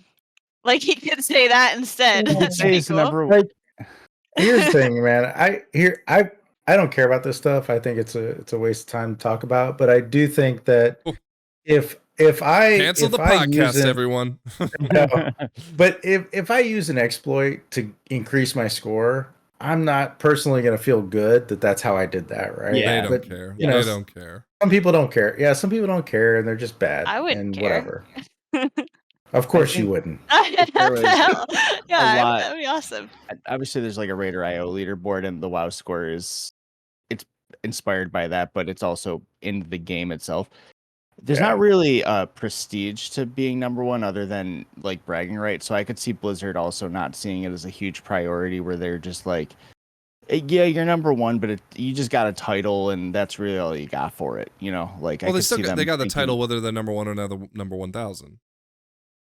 Right, exactly. So this is what I thought originally it was because they didn't want to worry about going through the logs and trying to find them. But I feel like if they partnered with Raider IO, they probably could quickly find it, right? Because I mean, Ellesmere, and I'm sure he's generalizing the 50%, but like he's got something he's looked at to say, yeah, it's 50%, to give him, you know, some reason to say 50%. So I'm sure that he's a smart dude. Yeah. Or I said he's a smart dude. Yeah. So either way, I originally when I kept seeing this, I was like, it's not a big deal. But I also get it, because if if we were pushing and we were in range of getting that title, and then found out 50% of the people ahead of us were cheating. Well, I don't even know if cheat. Getting followed on. Cheat along with them. If you can't beat them, join them. I mean, like, wait, we could be worse and still get more score. That sounds good. All right, let's keep moving on. I don't care. Another anecdotal story, or not anecdotal, I guess, but just a story. So, Technique of the podcast, who was playing hardcore quite a bit at the time, was Scrap. Were you in this run with him? Which one? The one that you met up the community manager with Fellowship? She was. Oh yes, I was. Yeah, I was. Okay, so I think his name is Hamish. You guys happened to bump into him, and he even mentioned this on stream when he was playing with Tettles and Growl and all them. That he likes to play hardcore WoW, and you guys actually ran a hardcore dungeon with him. Yeah. To which Technique then, I'm gonna say befriended him. I'm gonna use that word very chatted loosely. him up. Yeah. And apparently, he had expressed interest in maybe us doing some, I guess at the time beta, playing a Fellowship. Now we didn't end up doing that, but this week, which is also obviously coinciding with the launch of 11.1, I don't know if that's intentional by them. They'll be opening a public play test. I feel like we should do a little bit of it on the stream and just give it a try, because it is effectively a game that is a Mythic Plus in a single format. Everything that I've seen from watching the stream with, again, Tettles and Growl and all of them have been really good things. And Twitter's also felt the same way for anyone who's played on Twitter. Now, of course, they could be, one, being paid to do that, which I don't know if they necessarily are, but two, they could also just being polite because, they don't want to dog on a game in the middle of a stream. But I just wanted to kind of get y'all's feedback. Like, Scrap, I think you said you don't care to play this. I have enough video games I'm playing right now. I mean, if you guys all play it and are playing it every night and having a good amount of time, I'll pick it up. But I need to see, like, I need a pitch from you guys. Say like, oh hey, you would like this, Yeah, I mean, the way it's broken down, it's a 4-player dungeon. I'm gonna butcher this, but it's like they do have 30-minute versions of them. They have like a 10-minute version of them, and then they're even trying to build out one that's like shorter than that might even be soloable. I don't know, again, and the game's still obviously in development. But it essentially takes all the things that you would here. I'll even put this. We'll watch this while we're doing it. But like they have things like a damage meter built into the game, and they have timers built into the game. And of course they try to make it so that I think Automatic Jack said that healers don't have to worry about interrupts, stuff like that. Nice. And of course very well telegraphed spell effects. So I'm the very, UI looks like WoW to me. yeah. You I know? mean, he's said that they've taken a lot from WoW. He did play WoW back in the day. And granted, he's not the developer, but I'm sure like they all are kind of fans of M+, which is maybe why they made the game. But I think this is a lot of the reason why maybe you're starting to see some UI brought into it. But again, I just wanted to, Lithian, I ask you, are you guys excited about testing this? For me, Mythic Plus is fun, and it's the bigger MMO is also why I enjoy WoW. But I think there's an audience for this, and I would definitely be interested in trying it out. I did like playing League of Legends, so the idea of playing like a champion character as opposed to like a personal character is something I'm used to. So I think I'll give it a shot. It might be fun. All right. Yeah. Well, I'll stream it. Yeah, cool. Keep an eye out for that next week. We will, or I guess this week when the episode's gonna be airing. Oh, we got the Pillagers leg guards. What a Did you see they plus one it? 4 strength, leather belt. Right. All right. Huge. Okay, so our question of the week is more of just like okay, so we've got, as of recording, 4 days left in the patch, the season, and it's a last chance effort to get things done. So my question of the week to y'all is there anything left that you guys need to get done, and is there anything you wish you would have done differently in the season? So let's just really quickly recap things that you should do if it's important to you. I'm really upset that I didn't get my PvP gear. I think I talked to you about this, Scrap, like 2 days ago. Oh yeah. You want to next season? We can do because it. the tier set doesn't look as good next season. Yeah, that's this the tier thing set was with banger. That's the thing with the PvP thing is that's gone forever now. Yeah. That's that they retire those. I hope not. Wait, you only need a 1600? Play the Sarah This is for the McLachlan again achievement. For the achievement. with the PvP To get set the- for this season. To get the set? No, to get the token. Oh. Yeah. 1600 is easy, Frank. We could do 1600. You need more. You need 1800 to get the set, though, right? I think you need like 18 or 21 or something like that. I don't know. No, it's 18 to get the set. Okay, so that's harder. Ahead of the curves, the Keystone Heroes, all that stuff is going to be gone. There's going to be some, hey Thomas, there's some Delve achievements you need to work on. Oh shit, we got to get Flux's KSM. He hasn't got. Oh, okay. What I will say though is so Thomas he runs 9s apparently in Delves. But I've been seeing on Twitter a lot of people are struggling with the question mark Zekthir or whatever his name is. That shit was easy. It was not easy, but it wasn't, I don't think, terribly hard. But there are people like, oh, I've done this, I've attempted this 100 times. I'm like, oh, okay. You do obviously only have a couple more days to do that. And other than that, there is some things you have to do before you can go to the Undermine, and that's completing the first, I guess, 3 chapters of each zone. Their chapter quests to be able to get that, and then you'll have a quest with When Opportunity Explodes. So keep an eye out for that. This is one of those things I feel like I never remember or never get the information of before the patch comes out, is how do I get, what do I need to do to get into the zone? How do I start? Yeah. Well, a lot of times if you finish like the story progression quest, which most of the time we have because there's some player power reward attached to it, like right when you log in, it's like, hey, go here to start the quest. Like it just pops up. Yeah, usually. If you've done everything correctly, right? Yeah. And then of course the Pussy Wagon, Scrap. Pussy Wagon. Girl, I can't wait for the new Pussy Wagon. That's again your last chance to earn that. So please, Thomas, don't wait to get your Zekthir done. I'd say we'd help you, but unfortunately you have to solo it together. You can't. It's honestly harder with 2 people. Like I don't know if I agree with that, but dude, me and Pleb were trying to get it with fear.com for the achievement, and it was like, oh my god, it was insane how much harder it was with.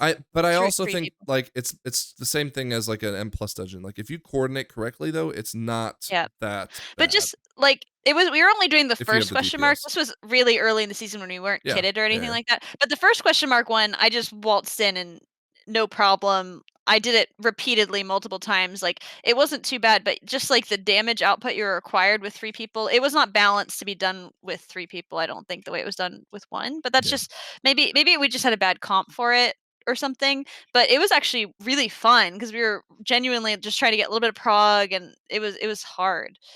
Yeah. But yeah, I mean, we did it. tons of guides, dude. Like, there's tons of guides. If you can't get it on one character, it might be easier on another. Like, don't give up. You can get it. Prop Paladin apparently is broken because you got so many interrupts, you know? Yeah. I mean, I did it on my Blood Death Knight. So. Did you, like, recently? Yeah, I was trying to learn Sand Lane. He's only been playing it for 2 weeks. Yeah, I was trying to learn Sand Lane, so I went and did question mark. To be on his Blood Death Knight in 2 weeks to be on people's best friends list. Yeah, that was weird. True. It's also his Blood Death Knight in 2 weeks is a higher score than any of his other characters. Well, that's not surprising because we carry him. But yeah, I do want to bring up some things that are changing with the season. So in season 1, you could do M0s on a daily lockout. It looks like that'll be changed back to a weekly lockout, so keep that in mind. Mm-hmm. I think, and maybe there was a post and I missed it. My understanding is when the season ends, it doesn't transition to the new season stuff until that season officially starts. So my question, I guess, any clarification on is, are we going to see, so Tuesday the patch comes out, but the season hasn't started.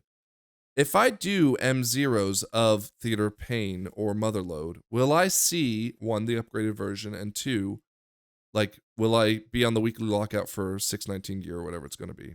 Does anyone know that?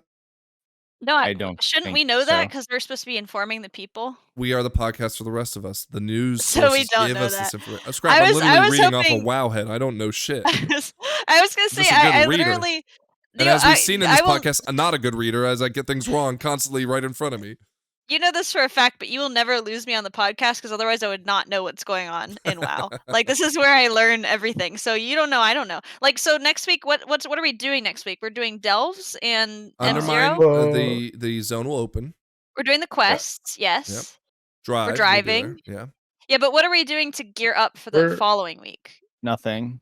We can't do M0s or anything? We can do M0s, but if you're 636 and higher, it doesn't matter. There's no way to get gear above 636 in this. No. Not with zeros. You got to wait till Plus comes out the next week and Raid comes out. I could see myself doing some zeros just to like set foot into some of these dungeons that I haven't. You need to do some zeros. No. You're gonna do it the new dungeon will be there. So the new dungeon will be out. I think on M0 at the very least normal and heroic. But of course if it's M0 it'll be a weekly lockout for gear. Now I think again I said 619 that upgrades to 636 if I remember correctly, Lithian, right? Yep. Yeah. So with the new dungeon coming out, I was impressed upon that we will see all the new stuff for the season 1 M0 versions. But I don't know if that applies to Theater of Pain and Motherload and all that. Like, it makes sense to Dark Flame Cleft because all the the heroics will bump up in difficulty as well. But I just don't know. Is it gonna be like Dragonflight where the M0s like we're gonna be doing Dawnbreaker and stuff? Oh. Like, remember how it was in Dragonflight where they would give you? Yeah. I hope that they allow us to do like Theater of Pain 0 and it being the same. But I'm chomping at the bit to get into Theater of Pain. I love that dungeon. So that's the one. Wait till you see the changes. A new and fresh Theater of Pain experience. Could be fun. Is there still the PvP? There better fucking be. It's the best part of the whole thing.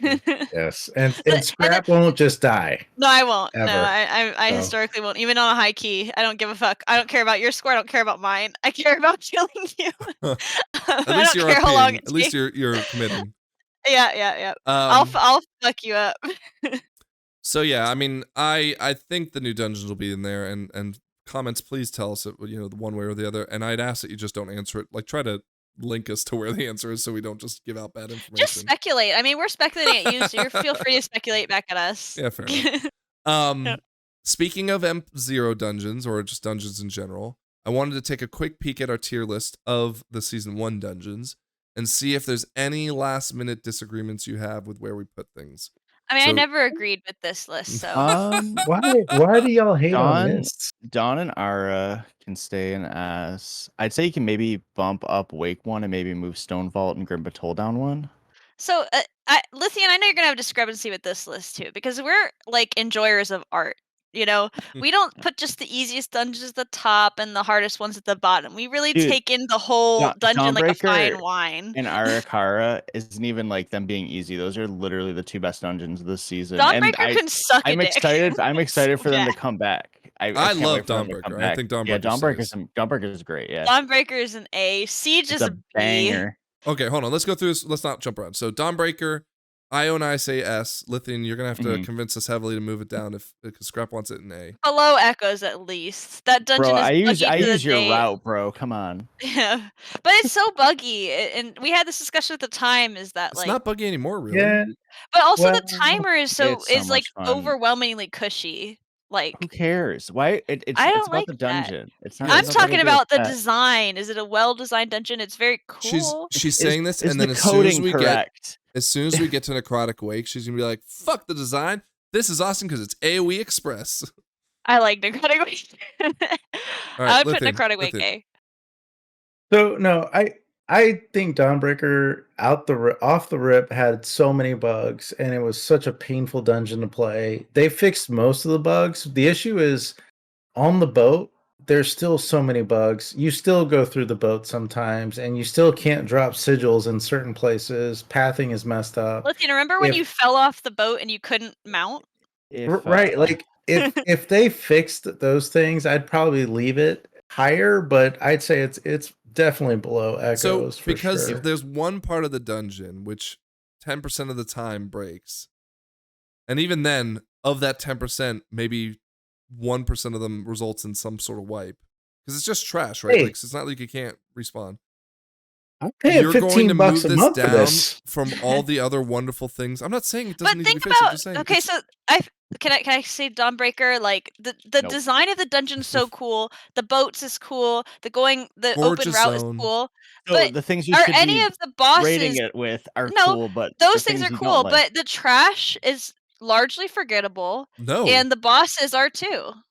No, we talked about how the trash is like deadly. It especially the generals. It's deadly, but there's no it's all very samey and I don't know. There's nothing cool about the trash. I feel just because you don't do mechanics doesn't mean we don't notice how good the mechanics are. Well, I don't necessarily need a mechanic. Lithian, you get the final say. Come on. No, I'm fine with it staying S tier, but I put it behind Echoes. Okay, so then follow up Arakara. Do you guys think it's still S tier? I do think it's S tier, and that's what it's easy. It's a good dungeon. No, like the last boss. Maybe it's because I ran it double than every other dungeon, but I'm sick and tired of it. The last boss is so good. Like that's a memorable boss. No, speaking of bugs, the last boss, I'll be in a route and then just lets go of me randomly. Yeah, no, I you know what that happens to me. No, because I'll know that's not random because I see the freedom swirl into me. I'm talking about I'll be in it and I'm just sitting there minding my own business. You need to be prepared for stuff like that. It's part of the boss. Bugs. I would say that happens to me all the time, but it's literally then I hear you going because you're kicking the guy that's holding me in. I understand bugs are frustrating, but I feel like you should judge the dungeon based on the best version of itself, not the. So I can't even believe you're putting Arakara and Dawnbreaker bugs on the same fucking level because that's insane. All right, well I can't even override y'all. Y'all agreed anyways. Okay, Grimbatol. Yeah. It's a good dungeon, but I put it a high B. I'll say B. Yeah, I like the vibes. I like the dungeon itself. I just think it's too hard. So as a tank, Grimbatol off the rip was terrible because like I used to get lava fisted right in the anus, and it was as a bear. Yeah, as a bear, and it used to be I never been one shot more in any dungeon than Grimbatol at the start of the season. Yeah. But I would put it down to B tier because I never liked the dungeon to begin with. But whatever. It's a high B. Who made this? Okay. Sage Morales. I'll give it a low A, Frank, and I hate to do that because I talk so much shit, but I do like it. Yeah, I say A too. It's good. There's nothing crazy about it that really stands out to me that would make me want to put it higher, but there's nothing about it that I'm like, I really hate that, except for like the last boss, but I mean that's still okay. It's not not the worst thing. not pulling that pack on the second to last boss and then watching somebody troll through and pull that pack and wipe everybody. We enjoy it, and we'll even be talking about it, like, oh, in our last key, some idiot will do it. Meanwhile, one of you guys is actively playing it. Like, there's something about, like, just like towards the end of the dungeon, you just kind of like your skill is draining out as you play. That makes you walk into that pack. Your It's not even skill. particularly close to the boss room. You know what I mean? Like, you have a lot of room to fuck around. But I don't mind Siege. I was worried about I like Siege at the beginning of the season, but I don't mind it where it's Everyone at. was. Everyone I hated was. in BFA. I hated Siege. I hated Siege. But and you were saying, Frank, I'll eat a hat on this one. You were saying, no, they fixed it. No, it's really good. It's gonna be great now. And I don't know if it's great, but it's definitely very good. I'll even give it a very good. I wanted to put it in S tier, but the reason I'm not going to is because I still don't fucking understand how those snipers work. I know, we never figured it out, and no one ever commented. No one fixed it for us. No one explained it for us. There are times where I'll be sitting there going, okay, they're facing this way. I'm going to get behind them. And I do it. And I'm like, oh my God, it's working. And then, 5 seconds later, it's like, nope, all 4 of them are now focused on you. You just die. Yeah. What if it's a combination? What if they just do both things? Okay. Any other last words on Siege? We're no, okay it's good. Okay. Stone Vault. D as fuck. Ooh. That's the worst dungeon. I hate Stone Vault is my least favorite dungeon, hands fucking down this entire season. Wow. I hate it. Wow. Okay. I like it more than the whole, so I'd give it at least B. Dude, okay. I think it's C, and I'll give it a C. Yeah, I'd be fine with C. It's a compromise. It's okay. It's all right. The route is just straight. You just go it's straight. all inside too, which I fucking hate. Yeah, it's all inside. If you die, you got to run back. The mechanic on the first boss where the healer has to dispel the tank at the right time, people still don't do that right. My most liked tweet on Twitter is everyone liking when I said that someone called me a shit tank because they didn't dispel me. They said I didn't have to do it for other tanks. I'm like, that's a relatable experience. Yeah. I mean, I can take care of myself on my tanks now, but at the beginning of the season, if you didn't do it right, man, you got crushed. I'm going to be honest. The only reason I knew that mechanic existed is because I have a weak aura for Mythic Plus that would tell me to dispel. And if I didn't have that, I would never even have knew it existed. You didn't watch Keystone Kindergarten? Yeah, that's why we're not doing them this season. No. Thanks. No, I did. Everyone think I asked you. I didn't remember. Yeah, 100% my fault. Everyone, 10 people? Yeah. It was like 50. All right, Stone Vault. Okay, this breaks my heart. I love this dungeon, but okay, I'm not gonna fight y'all on it. It is cool. Like there's a good vibe to it. Some of the bosses are fun. Just I think overall, it's the last boss is so underwhelming as a last boss, and nobody does the first boss or Skarmory correctly. You need the correctly. victory lap though. Those first 3 are so like. I was gonna say you if need it weren't victory for lap being so good. I don't like it. Okay, Necrotic Wake. It's A. I put an A above Siege. For sure. I think if you were in the higher, I think you're doing a hierarchy, you might place it lower because of how you have to mind control the ad or whatever. But I think for us, A for sure. It's especially as the season went on, it got more fun. Yeah, it's A because as a tank, people want to point. People want to point the arrows at me, and sometimes maybe I shift to the side at the last second. Why would you do that? You're gonna get somebody killed. Massive trolling. It's like a fucking Benny Hill video. Every time I get selected, it's always the same pull. It's the middle of the room on the first, the lower part. Lithium will pull. I get targeted with the cleaver or whatever, and and he just slides everyone over and he throws. You know what? Holy shit! I wish I was recording. I wish I was recording my face that day. It's because it's GIF and not GIF. That's why. He said GIF earlier. He already conceded that. Yeah, you're an idiot, Lithium. Of course, it's not GIF. The guy who created it decided it was called GIF, but who cares? Anyways, Mist of Tyrannus Scythe. I'll give it C. I don't think it deserves D. I think it's higher than D. I would put it above. I would put it in front of Stone Vault. I do. Yeah. Okay. I'm gonna move it up, but I'm not letting it go in front of Stone Vault because I vote Stone Vault high. It's fine. Whatever. What was the reasoning why we had it so low? Do you remember? It's just very dull. I feel it's like annoying. I just like don't like the I don't like the maze. I don't like the trash. Like the trash is fun, but the maze, the constant. You say weird that, bosses. but you were a melee healer, so I was constantly being charged by everything in the maze. Literally, I had to use six defensives every minute. But he's not mad. He's a melee healer that doesn't do the mage because he's a melee healer. I'll say this: the first boss is sweet, and everything else is just kind of blah. Dude, the first last boss I think is did hype. 4.5 million DPS on. Yeah, it was great. And that's the only reason why. It's got a damage amp. You can save your stuff. You just blow big on it. It's pretty sick, and then everything else is kind of meh. I love the pulls after the lines boss. The double pull, all the big pulls toward the end. Yeah. Like, I enjoy that. That stuff's fun to me. There's nothing particularly wrong with Mist. I remember rating it low just because I was disappointed they picked Mist over like any other Shadowlands dungeons. Like, because Shadowlands dungeons are fire, and Mist is kind of like.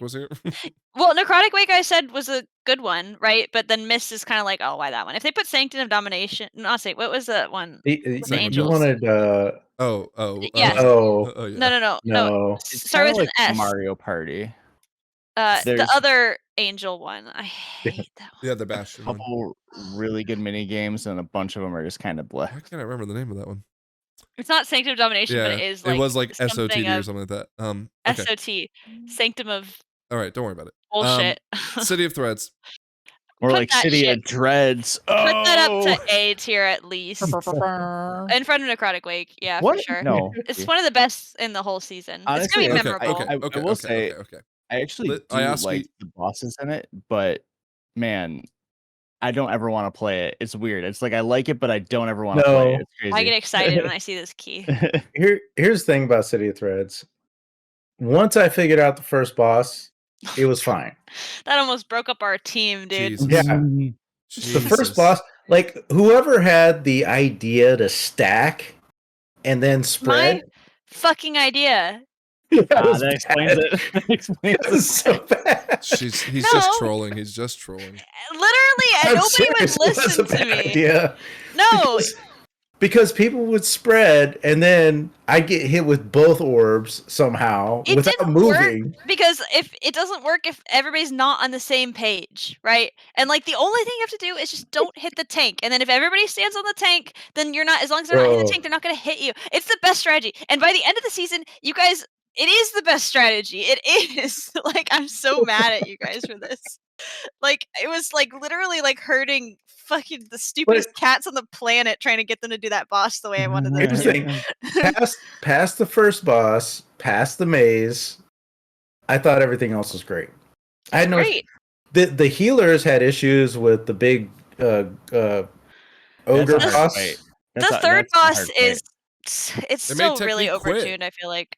Yeah, the third boss is too much of just a raw check, right? Like there's nothing particularly like hard about saving your cooldowns for like a thing that's gonna happen, but it's just like an unbelievably hard check, dude. Like it's not only a hard check, but you're also healing people a lot, and if someone takes too many absorbs, you might need to use something a little earlier than you want to. And I mean, there's that one time we were doing it, and I'm just like, we're cooked. We're not gonna live through this. I've probably heard we're cooked from healers on that boss more often than any other time, where they're just like, you're dead. The third boss to me isn't egregious because I feel like it's all ramping up into that one spot where, you know, an AMZ could save you, and you know, there's something that someone can be using to really make it a little bit easier. But it's the fourth boss where there's so much movement and so much half to 60% health damage hits. Mm-hmm. You know, you have the AoE that swarms, and then she slams, and then AoE swarms, and then she slams with, you know, rooting everyone and all that shit.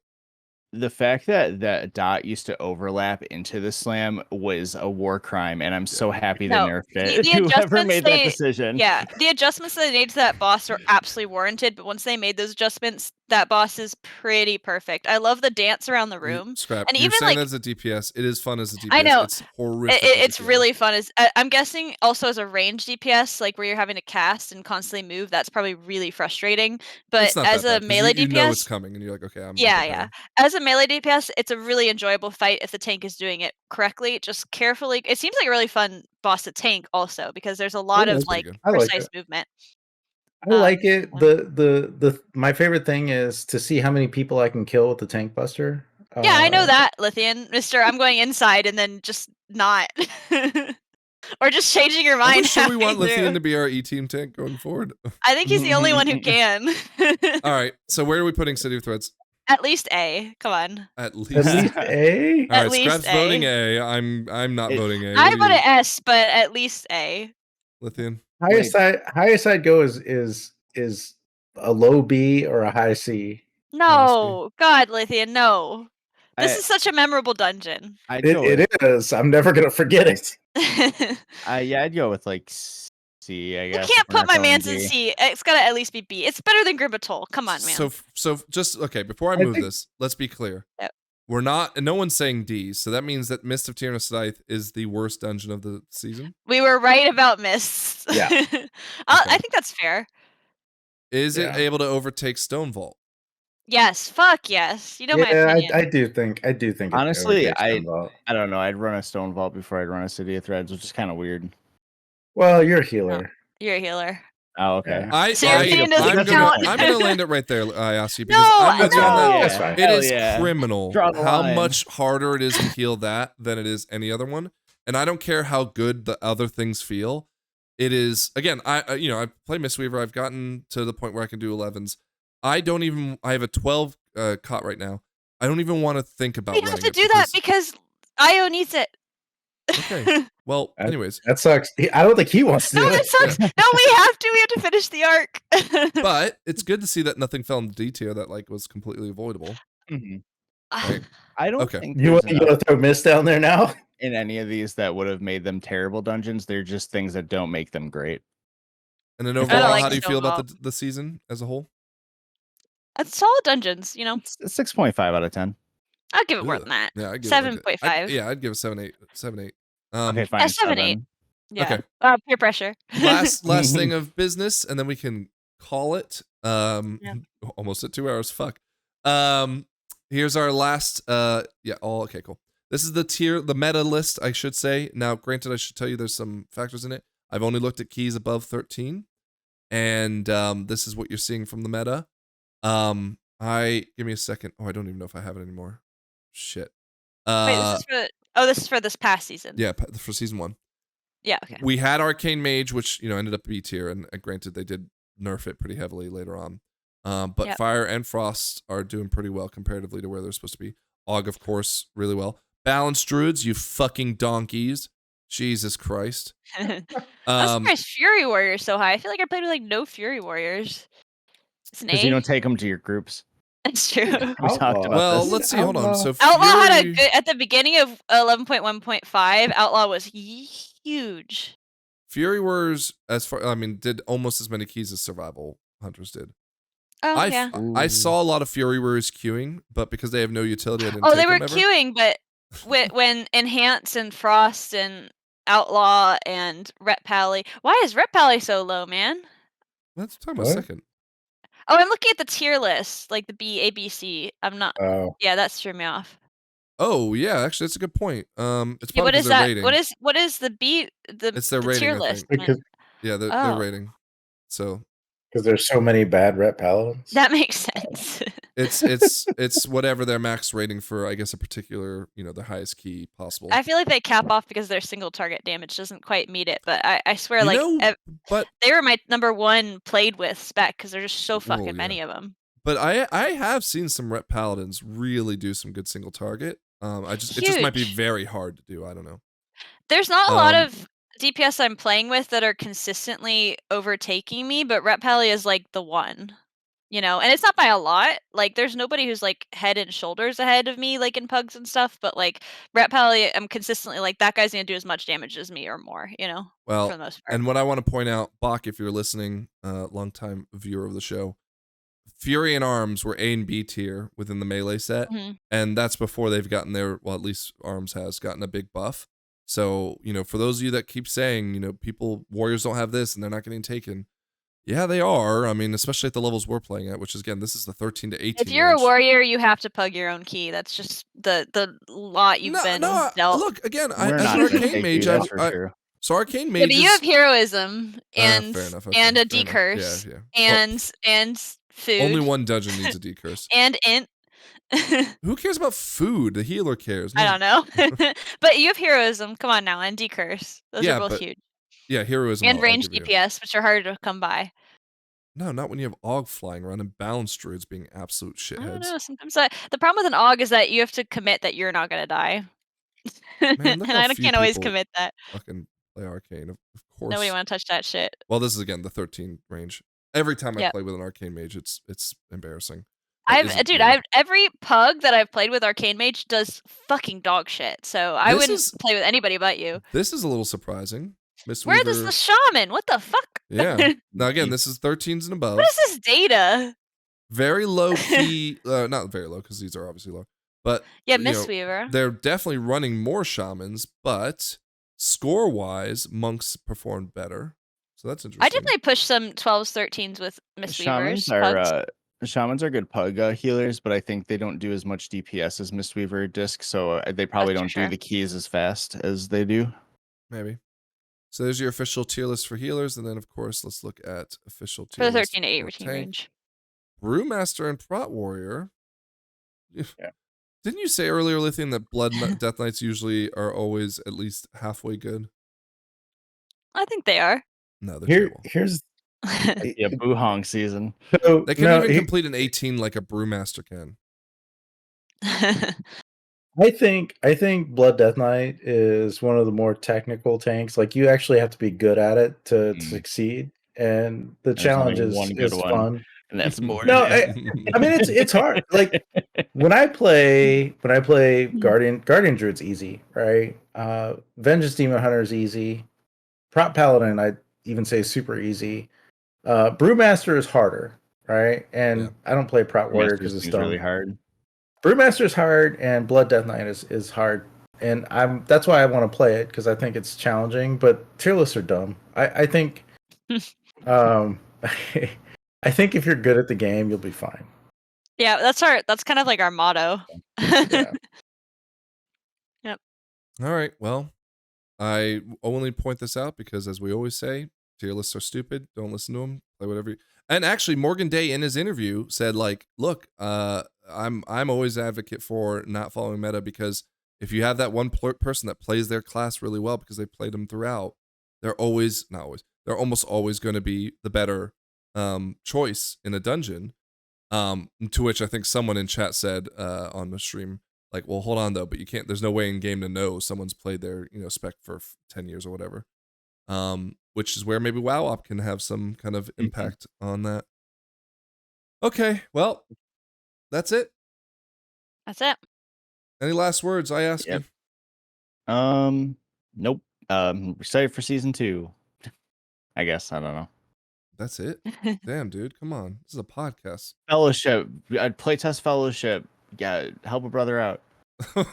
Okay, that was nice. All right, Scrap. I'm gonna do one for Shawnee, the drink. Oh, that's right. Yeah, damn, you stole mine. Damn. Yeah. Still yours. I read the script. Again, but hold on. Shawnee's he's still here. He's not he's like, still alive. He's you still don't in need the to pour community. one out for him. He's just like, he's I don't want to gonna not raid with us, but do Mythic Plus with us. No. He's gonna at least get AOTC. He doesn't do that with us. No, he doesn't. He usually just sees the boss and goes, I've seen it. Well, all I need. Yeah, look, you're right. Shawnee is not. Shawnee's in the community. We have mix up the cast a little bit. Everybody on the show is part of the community, so we'll switch it out every now and then. He's taking a break. All right. Lithian, any last words? If you have any Blood Death Knight tips, I'll take them. But otherwise, I'm looking forward to season 2. I'm excited for the raid. I kind of miss raiding a little bit. I miss the progression madness that happens, and I feel like it's gonna be a lot of fun. You ready to hit the PP? Oh yeah, I am ready to hit the PP. Yes, Yep. Get your PP ready. Yeah. And actually I'm gonna put up real quick just because I know this is actually something that apparently a lot of people want to join us in our raid. So I'll put the website up again, mythicdungeonleague.com. If you want to join the Discord, if you're looking for a community like Thomas, who says all my friends left and so I'm just doing delves.